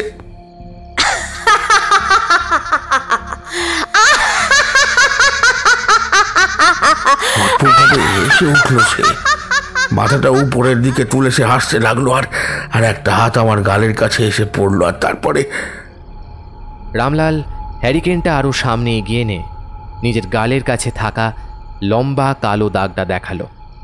তারপর হাসতে হাসতে বলল, এই ছিল ডুলুংয়ের ভালোবাসার চিহ্ন। বুঝলে বাবুরা, সে আমায় মারেনি, কিন্তু এই চিহ্ন সে আমায় দিয়ে গেছে। এখানে মাঝে মাঝে সে আসে, কিন্তু এই ভিলাতে কেউ এসে থাকুক কিংবা ওই দোতলার বাড়িতে কেউ যাক সেটা চায় না সে। যখন পূর্ণিমার রাত নামে তখন সে আসবেই বাবুরা, আসবেই। একটানা রামলালের কথা শুনে আমরা কেমন যেন হতভম্ব হয়ে গিয়েছিলাম। ঘোর কাটিয়ে মনোজ বলল, যদ্দূর জানি কাল পূর্ণিমা, তার মানে কাল রাতে সে আবার আসবে। আর ওই দোতলার ঘরটা থেকে তাকে নিশ্চয়ই দেখা যাবে, তাই না? আর আমি ওখানে যেতে চাই। মনোজের কথা শুনে শুধু রামলাল নয়, আমি আর ঋষিকেশ দুজনেই যেন হতভম্ব হয়ে গেলাম। এত কিছু শোনার পরেও সে ওই ঘরে যেতে চায়।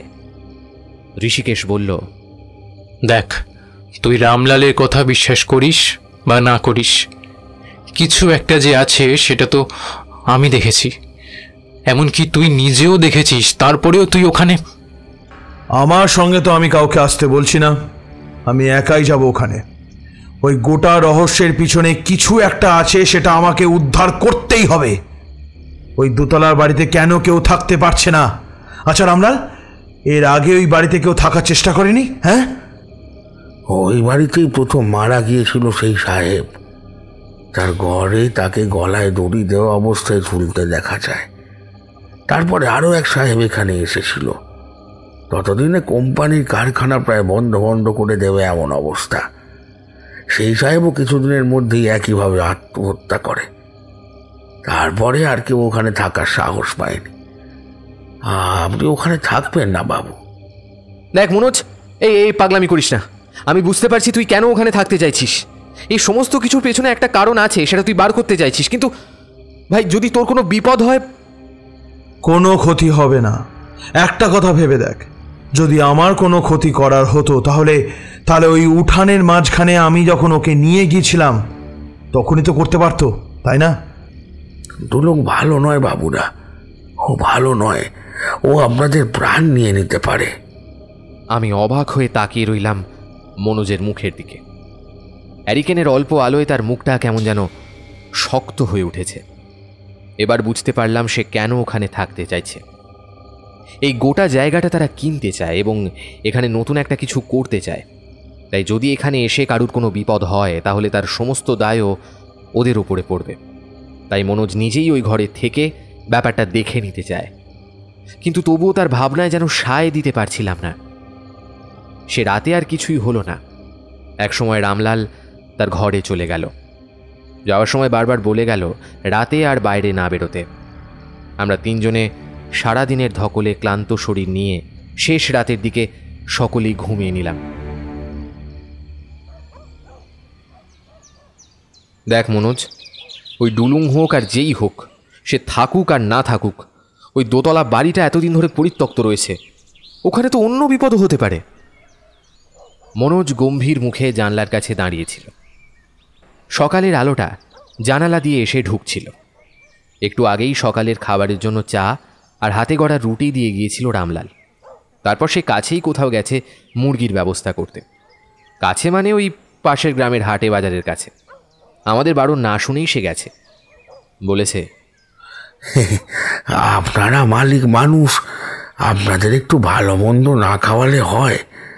তাছাড়া সমস্ত খরচাটাই আপনারাই দিচ্ছেন, আমি শুধু শুধু একটু হাত পুড়িয়ে রান্না করছি, তাতে আমিও দুটো ভালো মন্দ খেতে পাচ্ছি আপনাদের সঙ্গে। না হলে এখানে একা থাকি, একার জন্য দুটো ডাল ভাত সেদ্ধ করে খেয়েই দিই আর কি। তুমি এখানে একা একা থাকো, তোমার সত্যিই ভয় করে না রামলাল? যাকে ভয় করব সে তো আমার কোনো ক্ষতি করে না, মাঝে মাঝে শুধু আমার দেখা দেয়, কিন্তু কিন্তু বাইরে থেকে কেউ এলে তাদের বিপদ। তাই আপনাদের অনুরোধ করব, আপনারা বেশি দিন এখানে থাকবেন না। আজ আমরা কারখানা চারপাশটা দেখার কাজ সেরে ফেলবো, তারপর আজ রাতে ওই দোতলার বাড়িটায় গিয়ে বসবো। ব্যাস, আশা করছি কালকে দিনটা এখানে থেকে পরশুই আমরা চলে যাব। রামলাল ইতস্তত করলেও মনোজকে বারণ করতে পারলাম না, সে চলে গেল। তোদের এখানে থাকতে হবে না, বিশ্বাস কর, এত বড় একটা কাজ, গোটা জায়গাটা যদি আমি নিতে পারি তাহলে এই ম্যাকফারসন ভেঙে নতুন একটা কারখানা তৈরি হবে। কত টাকার ব্যাপার ভাবতে পারছিস? কোটি কোটি কোটি টাকার। এমন একটা প্রজেক্টে যদি হঠাৎ করে গন্ডগোল হয় তাহলে সমস্ত কিছু বানচাল হয়ে যাবে। আর তাছাড়া কি? তাছাড়া এই জায়গাটার কথা আর গোটা ব্যাপারটার খোঁজ নিয়েছিলাম আমি। এর মধ্যে বেশ কিছু টাকার এই প্রজেক্টের পেছনে খরচ হয়ে গেছে, আর এখন যদি এটা বন্ধ করতে হয় তাহলে লাখখানেক টাকা আমাদের লস হয়ে যাবে।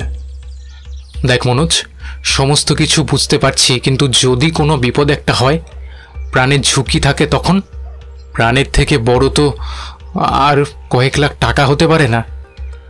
তাছাড়া তুই তোর পরিবারের নিজের ক্ষমতায় ব্যবসাটাকে এত দূরে দাঁড় করিয়েছিস, তোরা আবার সব কিছু করে নিতে পারবি। কিন্তু মনোজ হাত তুলে থামিয়ে দিল ঋষিকেশকে, তারপর বলল, দেখ, এই বিষয়ে আর কোনো কথা বলতে চাই না। এরপর আর সত্যিই কোনো কথা হলো না। গোটা দিনটা আমরা কারখানার আশেপাশে দেখে বেড়ালাম। সত্যি পরিত্যক্ত আর ভগ্ন দশা। তবে এখনও অনেক মেশিনপত্র আগের মতোই রয়েছে, যদিও সেগুলো আর চলবে না কোনো দিন। শহরের দিকে হলে কারখানার এমন লোহার মেশিন আর যন্ত্রগুলো এমনভাবে থাকতো না। শহরে চুরি করে নিয়ে যাওয়ার লোকের অভাব নেই। এই জায়গাটা সাধারণ গ্রাম থেকে অনেকটা দূরে। তাছাড়া ওই একটা ভয় এখানে রয়েছে, তাই বোধহয় রাতের বেলা কেউ আসে না। মনোজ সমস্তটা দেখতে দেখতে বলল, গোটা জায়গাটা পরিষ্কার করতেই অনেক খরচা হয়ে যাবে রে। বাবাকে ওটাই বলছিলাম, কিন্তু এই যন্ত্রগুলো যদি নতুন করে ঠিকঠাক করে কারখানাটা আবার চালু করা যায়। কিসের কারখানা ছিল এখানে? পাটের চট তৈরি হতো। তখন তো পাটের চটে বিশাল চাহিদা ছিল, যদিও এখনো আছে, তবে তখনকার মতো নয়। তাহলে তুই কি করার কথা ভাবছিস এখানে? দেখি কি করা যায়। কারখানা নিয়ে এখানে আমাদের কিছু ভাবা হয়নি, তবে জায়গাটা ডেভেলপ করতে হবে। তারপর আমি তো ভেবেছিলাম। ঋষিকেশ হাঁটতে হাঁটতে খানিকটা সামনের দিকে এগিয়ে গিয়েছিল। ঠিক তখনই পেছনের দিক থেকে রামলালকে দেখা গেল। সে হাতে থাকা মুরগিটা আমাদের দেখালো, তারপর আমাদের কাছে এসে বলল, দেশি মুরগি পাওয়া গেছে বাবু, এই দেখুন। হাসি মুখে রামলাল দেখালো একটা দেশি মুরগি পেয়েছে বটে, আর তার ছাল ছাড়িয়ে আস্ত মুরগিটা মাথাটা বাদ দিয়ে একটা প্লাস্টিকের প্যাকেটের মধ্যে জড়িয়ে নিয়েছে সে। রামলাল আবার হাসি মুখে বলল, রামলালের হাতের মাংস যে খেয়েছে সে কিন্তু মনে রেখেছে বাবুরা। হ্যাঁ, তবে রান্না হতে একটু দেরি হবে। আপনারা ঘুরে ঘুরে দেখুন, আর একটু এগিয়ে যান, কারখানার পিছন দিকে ওখানে একটা বড় বকুল গাছ আছে। রামলাল চলে যেতেই আমরা সেদিকে এগিয়ে গেলাম। তারপর ঘুরে ফিরে দুপুরের মধ্যেই ফিরে এলাম আবার ম্যাকফারসন ভিলায়। সেদিনের খাবারটা সত্যিই চমৎকার হয়েছিল। খেতে খেতে মনোজ নিজেই প্রশংসা করে বলল, তুমি যদি কলকাতায় যেতে তাহলে তোমায় যে কোনো একটা ভালো নামি দামি রেস্তোরাঁয় ঠিক কাজ পাই দিতাম আমি। অনেক চেনা জানা আছে, তুমি শুধু শুধু এখানে একা একা পড়ে থাকবে কেন? চলো চলো আমাদের সঙ্গে। না বাবুরা, ঘরে যাওয়ার অনেক সুযোগ পেয়েছি। কারখানা যখন বন্ধ হয়ে গেল, সবাই চলে গেল, তখনই অনেকে বলেছিল। এখন কোম্পানি থেকে ঠিকমতো টাকা পয়সা পাই না, তাই ভিলার পেছনের দিকে একটা জমি চাষ করছি।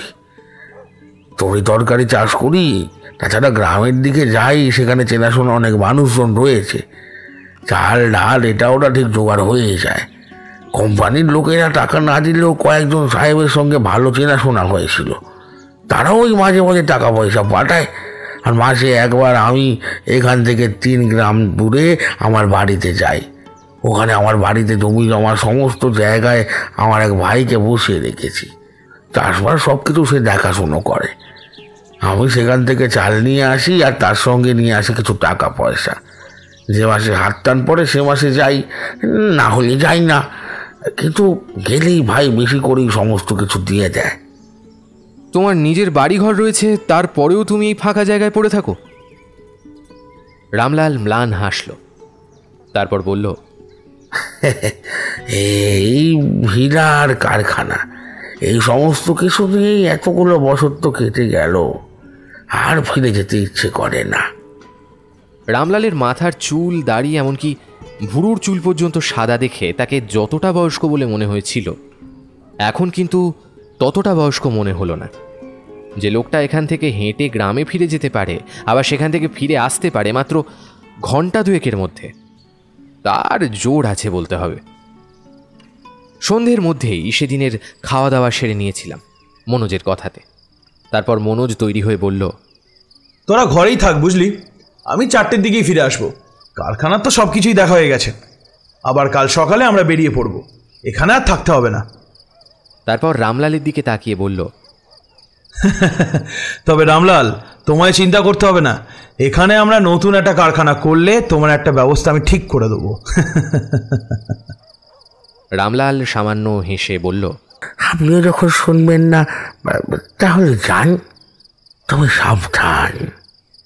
মনোজ চলে যাবে বলে পা বাড়িয়েছে, তখনই আমি আর ঋষিকেশ এগিয়ে এসে বললাম, এই এক যাত্রায় পৃথক ফল কেন হবে বলতো? তুই গেলে আমরাও যাব। শেষমেশ ঠিক হলো আমরা 3 জনেই যাব। রামলাল তার ঘরের সামনের বারান্দার আলো নিয়ে বসে থাকবে, যদি কোনো বিপদ হয় তাহলেই সে যাবে, তার আগে সে যাবে না। চাঁদের আলোয় চারপাশটা স্পষ্ট দেখা যাচ্ছে। আকাশে এক ফোঁটা মেঘ নেই। একটা ঠান্ডা হাওয়া মাঝে মাঝেই ভেসে আসছে, তবে কোন দিক থেকে আসছে তা বোঝা মুশকিল। এলোমেলো হাওয়ায় মাঝে মাঝে একটু অস্বস্তি হয়। একটা চাপা গন্ধ বহু দূর থেকে ভেসে আসছে। বাড়ির পেছনের দিকে কি কোনো ফুল গাছ আছে? তবে রামলাল তো তেমন কিছু বলল না। আমরা হাঁটতে হাঁটতে ভিলার ওই দোতলা বাড়িটার মাঝের উঠোনটুকু পেরিয়ে চলে এলাম। দোতলা বাড়িটার কাছে আসতেই দেখতে পেলাম দরজায় তালা দেওয়া নেই। দরজাটা খোলা আছে, তবে বাইরে থেকে ছিটকিনি লাগানো। সেটা খুলে ধাক্কা দিতেই একটা যান্ত্রিক শব্দ হলো। ঠিক তার সঙ্গে সঙ্গে একদল কালো বাদুড় আমাদের মাথার উপর দিয়ে উড়ে গেল। মনোজ সবার সামনে ছিল। ব্যাপারটাতে সে একটু চমকে উঠে মাথা নিচু করল। বাদুড়গুলো আমাদের মাথার ওপর থেকে উড়ে ঠিক ভিলার পিছন দিকটায় চলে গেল। ঘরের ভেতর থেকে একটা ভ্যাবসা গন্ধ বেরোচ্ছে। দোতলায় যাওয়ার সিঁড়িটা বাড়ির বাইরের দিকের একপাশে। আগেকার দিনে এমন সিঁড়ির চল ছিল বেশি। ঘরের ভেতরে ঢুকে দেখতে পেলাম সামনে একটা ছোট বারান্দার মতো। পাশাপাশি 2টো ঘরের দরজা রয়েছে। আমরা সঙ্গে করে আলো নিয়ে এসেছিলাম। টর্চ আমাদের কাছে ছিল। 3 জনের হাতে 3টে টর্চ, তাছাড়া মনোজের হাতে একটা বড় লাঠি। যদি সাপ খুব অন্য কিছু থাকে সেই কারণে। মনোজ সামনে এগিয়ে গেল, তারপর আস্তে আস্তে বলল, পিছনের ঘরে মারা গিয়েছিল না ওই মেয়েটা? হ্যাঁ হ্যাঁ, কিন্তু গোটা বাড়িটাই তো কেমন যেন। ঋষিকেশ কোনো কথা বলছিল না। আমি দেখেছি এমন পরিস্থিতিতে ঋষিকেশ একটু বেশি শান্ত হয়ে যায়। সে এদিক ওদিক তাকিয়ে সব কিছু দেখছিল। আমরা একটা ঘরের দরজা খুললাম। ঘরের ভেতরে আসবাবপত্র বলতে তেমন কিছু নেই। পরিত্যক্ত ভাঙা একটা খাট, একটা দেওয়ালে ঝুলতে থাকা আয়না, ঘরের ভেতর কিছু দড়ি টাঙানো একটা হাতল ভাঙা চেয়ারও পড়ে রয়েছে। ঘরের মেঝেতে ধুলো আর মাকড়সার জাল, ছাড়া আর কিছুই চোখে পড়ল না। দ্বিতীয় ঘরের অবস্থাও এক। আমরা বেরিয়ে এসে সিঁড়ি দিয়ে দোতলায় গেলাম।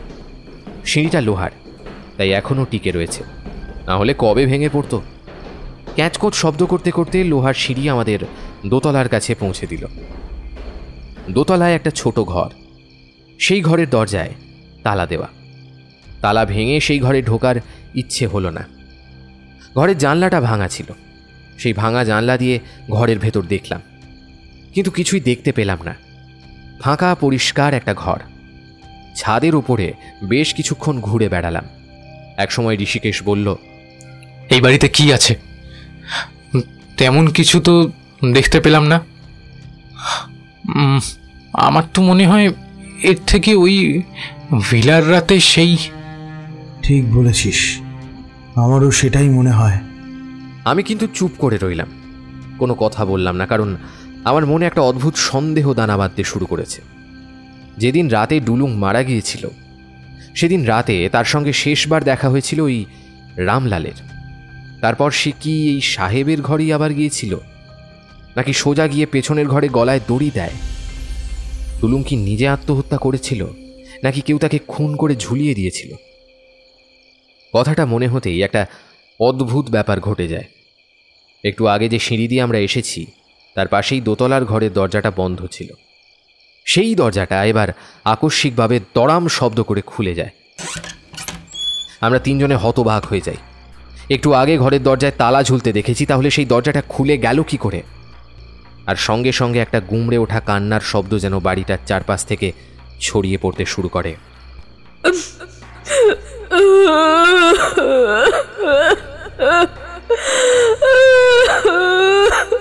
নিচের ঘর থেকে সেই কান্নার শব্দটা আসছে।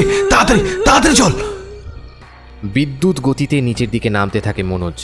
এত তাড়াতাড়ি যে কিছু একটা হবে তা আমি বুঝতে পারিনি। তাড়াতাড়ি মনোজ নিচের দিকে নেমে খোলা দরজা দিয়ে ঘরের ভেতর ঢুকে যায়। আমি আর ঋষিকেশ ঘরে ঢুকতে যাব, এমন সময় দরজাটা আমাদের মুখের ওপর দড়াম শব্দ করে বন্ধ হয়ে যায়। মনোজ, মনোজ, দরজা খোল, দরজাটা বন্ধ হয়ে গেছে মনোজ। মনোজের কোনো কথা আমরা শুনতে পেলাম না। ঋষিকেশও দরজা ধাক্কা দিতে দিতে চিৎকার করে উঠল, কিন্তু না, কোথাও কেউ নেই। মনোজের কথা শোনা যাচ্ছে না। মনোজ যে আমাদের কথা শুনতে পাচ্ছে সেটাও মনে হচ্ছে না। ব্যাপারটা কি হলো বলতো? ঘরের দরজাটা বন্ধ করলো কে, আর মনোজ কোথায় গেল? আমার কিন্তু একটা সন্দেহ হচ্ছে। দেখ, সেদিন ডুলুং ঘর থেকে বেরিয়ে গিয়েছিল, কিন্তু সে যে আত্মহত্যা করার জন্য গিয়েছিল সে কথা কিন্তু রামলাল একবারও বলেনি। তাহলে সে কি নিজে আত্মহত্যা করেছিল, নাকি কেউ? একবার পিছনে ঘরটায় গিয়ে দেখবি? আমি আর ঋষিকেশ আর দেরি না করে বাড়িটার একপাশ দিয়ে পেছনের ঘরের দিকে গেলাম। ঘরের জানলাগুলো ভাঙা, কিন্তু সেই জানলা দিয়ে ভেতরের অন্ধকার ছাড়া আর কিছুই দেখা গেল না। আরও খানিকটা এগিয়ে গিয়ে আমাদের ঘরের পেছনে এসে দাঁড়ালাম। সত্যি একটা ছোট ঘর রয়েছে, আর সেই ঘরের ভেতর থেকে এখন যেন কথা ভেসে আসছে। অবাক হয়ে মুখ চাওয়াচাওয়ি করলাম। তারপর তাড়াতাড়ি এগিয়ে গেলাম সেই দরজার দিকে, আর সেই জানলার একটা ভাঙা পাল্লা দিয়ে ভেতরে তাকিয়ে যে দৃশ্যটা দেখতে পেলাম, তাতে আমাদের বুকের ভেতরটা যেন হিম হয়ে গেল।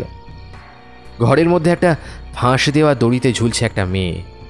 তার মাথার দুপাশ থেকে নেমে এসেছে বিনুনি, তার মুখের একপাশ থেকে জিভটা বাইরে বেরিয়ে গেছে। গ্রাম্য কায়দায় পরা তার শাড়িটা যেন এলোমেলো হয়ে রয়েছে।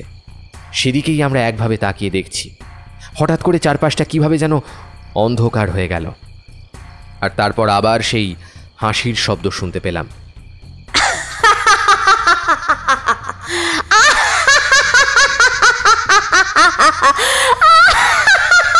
সঙ্গে সঙ্গে মনোজের গলায় শুনতে পেলাম, সে বলল, হ্যাঁ, কি রে, দরজাটা বন্ধ করলি কেন? হ্যাঁ, খোল খোল, দরজাটা খোল। আরে, আমরা কোথায় দরজা বন্ধ করলাম? তুই তো দরজা বন্ধ করে রেখেছিলি। কিন্তু আমরা কোথায়? চারপাশটা এত অন্ধকার হওয়ায়।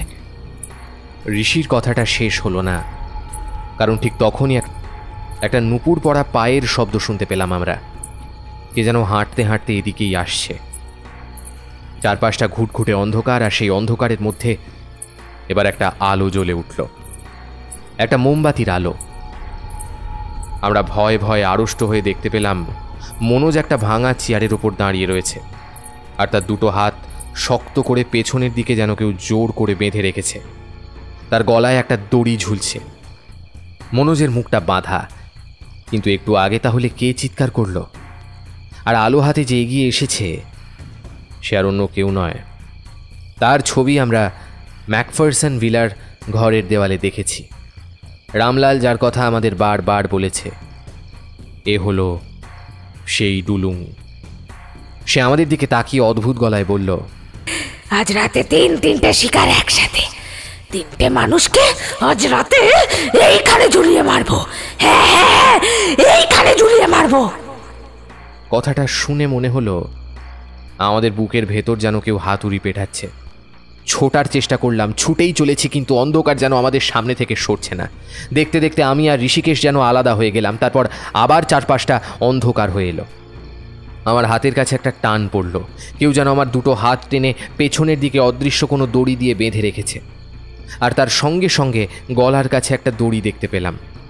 আর তাতেই আমি চিৎকার করে উঠলাম, ছেড়ে দাও, ছেড়ে দাও।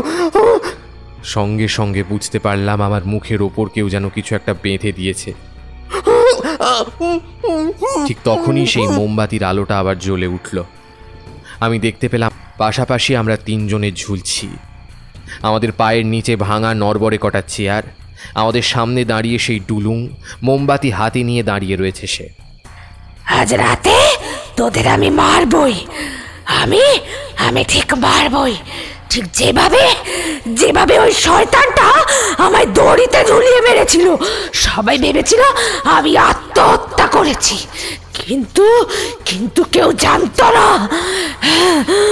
কিছু বলার চেষ্টা করছিলাম, আমার মনে হয় বাকিরাও বলার চেষ্টা করছিল। ঠিক সেই সময় বাইরের ঘরের দরজাটার ওপর বারবার ধাক্কা পড়তে থাকে। বাইরে থেকে রামলাল চিৎকার করে ওঠে, ডুলুং, তুমি ওদের মেরো না, ওদের মেরো না গো, তুমি ওদের মেরো না ডুলুং। সে এবার থেমে যায়। তারপর ঘুরে আস্তে আস্তে পেছনের দিকে দাঁড়াতেই ঘরের দরজাটা নিজে থেকেই খুলে যায়। হুড়মুড় করে এসে ভেতরে ঢুকে পড়ে রামলাল। তার এক হাতে হ্যারিকেন, অন্য হাতে লাঠি।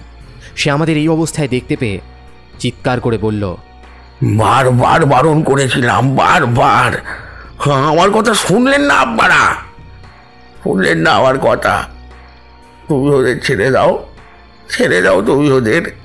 না, ওরাও এই জায়গাটা কিনতে এসেছে। তারপর এই জায়গার সাহেব হবে। ওই সাহেবের মতো যে প্রতি রাতে আমার উপর অত্যাচার করত। আর তারপর সেদিন রাতে যখন আমি তাকে এসে বললাম আমি সব কথা সবাইকে বলে দেব, সেই দিন রাতে সে আমাকে। আমি সবই জানতাম ডুলুং, কিন্তু ওরা তো তোমার কোনো ক্ষতি করেনি। ওরা এই জায়গাটা ভেঙে নতুন করে কারখানা করবে, কত নতুন লোকেরা আবার কাজ পাবে।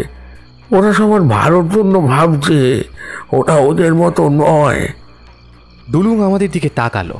তার দুটো কালো কুচকুচে চোখে যেন হলদে আলোতে ঝকঝক করে উঠল। তার দাঁতগুলো ধারালোভাবে বাইরে বেরিয়ে আছে। মুখের লম্বা জিভটা সে এক পাশ থেকে অন্য পাশে সরিয়ে নিল। ওই ঠোঁটে লেগে আছে ওটা রক্ত। আমি বলছি ওনারা ভালো লোক ওনারা। কথাটা বলার সঙ্গে সঙ্গে 3টে দড়ি একসঙ্গে ছিঁড়ে গেল। আমরা হুমড়ি খেয়ে পড়লাম মাটির ওপর। তারপর বুঝতে পারলাম হাতের আর মুখের বাঁধনটা খুলে গেছে। প্রথমে কথা বলল ঋষিকেশ, আমরা এই কারখানাটা নতুনভাবে শুরু করতে চাই, যাতে অনেক মানুষ কাজ পায়। এই জায়গাটা যেন আর এভাবে পরিত্যক্ত না পড়ে থাকে, সেই জন্য আমরা এখানে এসেছি। আমি যখন রামলালের কাছ থেকে তোমার সমস্ত কথা শুনেছিলাম, তখনই বুঝতে পেরেছিলাম তোমার মুক্তির প্রয়োজন। রামলাল মুক্তি দিতে চায় না, কারণ রামলাল তোমায় ভালোবাসে, আর তুমিও রামলালকে ততটাই ভালোবাসো। তাই এত বিপদ সত্ত্বেও সেই ভাঙা জায়গাতেই থেকে গেছে, গ্রামেও ফিরে যায়নি। আর তুমিও তার টানে এখান থেকে কোথাও যেতে পারোনি। তবে আমি চাই তোমায় মুক্তি দিতে। নতুন করে কারখানা তৈরি করলে সবাই নিশ্চিন্তে কাজ করবে আর নির্ভয়ে রাত্রিবাস করবে। আমি হাঁ করে তাকিয়েছিলাম সামনের দিকে। রামলাল ধরা গলায় বলল, ডুলুং, আমি তোকে ভালোবাসতাম, আমি তোকে খুবই ভালোবাসতাম, কিন্তু কিন্তু আমি কিছুই করতে পারিনি তোর জন্য, কিছু করতে পারিনি আমি তোর জন্য। সেই ভয়ঙ্কর মূর্তি কিছুক্ষণের জন্য চুপ করল, তারপর আস্তে আস্তে ঘরের একপাশের অন্ধকারের দিকে মিলিয়ে গেল। অন্ধকার থেকে কথা ভেসে এলো, আমার আমার আত্মার মুক্তির ব্যবস্থা করো তোমরা, আর এই গোটা জায়গা আবার নতুন করে মানুষে ভরে উঠুক, কিন্তু কারোর অবস্থা যেন আমার মতো না হয়, তাহলে আমি আবার ফিরে আসবো, আমি আবার ফিরে আসবো, আমি আবার ফিরে আসবো।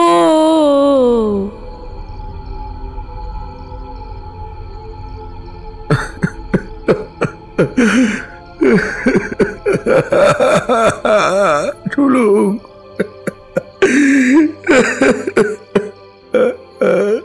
রামলাল কান্নায় ভেঙে পড়ল।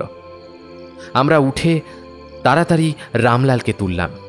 তারপর দেখতে পেলাম অন্ধকারে যেন একটা ছায়ামূর্তি আস্তে আস্তে মিলিয়ে যাচ্ছে ঘরের একপাশে।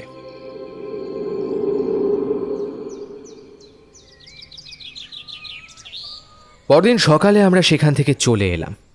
রামলালকে বলে এলাম, খুব তাড়াতাড়ি এখানে নতুন লোক আসবে, তাদের সঙ্গে আমরা না এলেও মনোজ আসবে। মনে মনে ভাবলাম, এই গোটা কারখানার কাজের এবং সমস্ত কিছুর দেখাশোনার দায়িত্ব রামলাল ছাড়া অন্য কারোর থাকবে না। যদি প্রয়োজন হয় আরও 2-1জনকে নেওয়া হবে। মনোজ বলল, দেখো, দেখাশোনা তুমিই করবে, চিন্তা করো না। যদিও এত বড় জায়গা তোমার একার পক্ষে সম্ভব নয়, 2জনকে রাখতে হবে, তবে তুমিই হবে তাদের মালিক, বুঝলে? হ্যাঁ।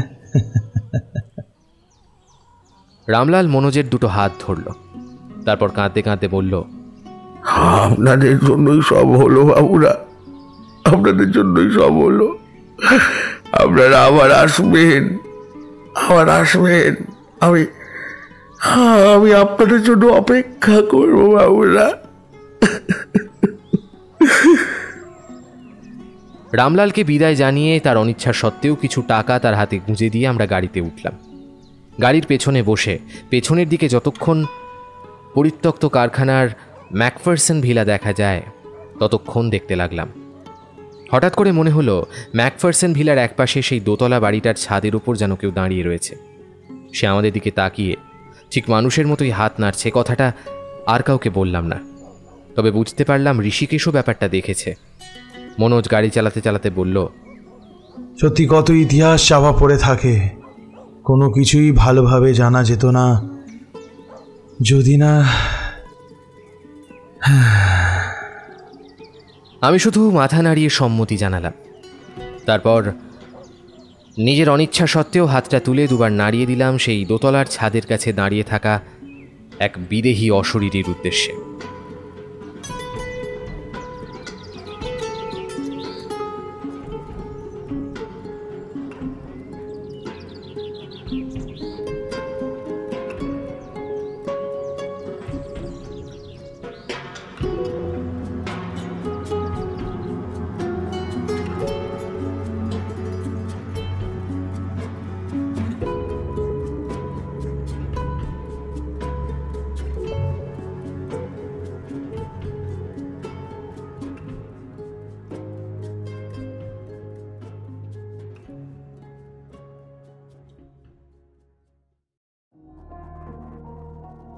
শেষ হলো সুকান্ত দাশের কলমে ট্রাই ভৌতিক অভিযান সিরিজের 3য় অভিযান ডুলুম।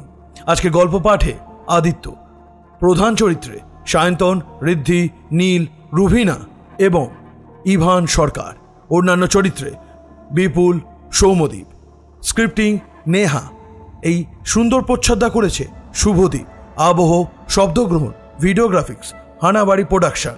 পরিবেশনা ও পরিচালনায় টিম হানাবাড়ি। তাহলে বন্ধুরা, কেমন লাগলো আজকের গল্প? যদি গল্পটা ভালো লেগে থাকে তাহলে কি করতে হবে? অবশ্যই লাইক, কমেন্ট এবং শেয়ার করে দিতে হবে তোমাদের বন্ধুবান্ধব এবং আত্মীয় স্বজনের কাছে, এবং তাদেরকে বলতে হবে আমাদের এই হানাবাড়ি ইউটিউব চ্যানেলটা যেন তারা সাবস্ক্রাইব করে পাশে রাখা বেল আইকন ক্লিক করে অল করে দেয়, যাতে আমাদের নতুন কোনো গল্প এলে সবার আগে তাদের কাছেও নোটিফিকেশন পৌঁছে যায়। বন্ধুরা, তোমাদের সামনে আসতে চলেছে দুটো বড় গল্প এই সামনের মাসে। এক, আকাশ গুহর কলমে নিশিবাদ্য, আর ত্রিনিতার কলমে মহাখড়গ। দুটোই ভয়ঙ্কর ভৌতিক গল্প। শুনতে ভুলো না, খুব তাড়াতাড়ি আসতে চলেছে আমাদের এই হানাবাড়ি ইউটিউব চ্যানেলে। তার সম্পূর্ণ আপডেট পেতে গেলে আমাদের চ্যানেলটা সাবস্ক্রাইব করতে হবে, আর আমাদের চ্যানেলের কমিউনিটিতে নজর রাখতে হবে, এবং আমাদের ফেসবুক পেজটাও ফলো করে রাখতে হবে। তাই তাড়াতাড়ি যাও, সাবস্ক্রাইব এবং ফলো করে নাও আমাদের হানাবাড়িকে। তাহলে বন্ধু, আজ এই পর্যন্তই। দেখা হচ্ছে পরবর্তী কোনো গল্পে। ততদিন ভালো থেকো, সুস্থ থেকো, হানাবাড়ি পাশে থেকো, সাবধানে থেকো আর ভয়ে থেকো। শুভরাত্রি।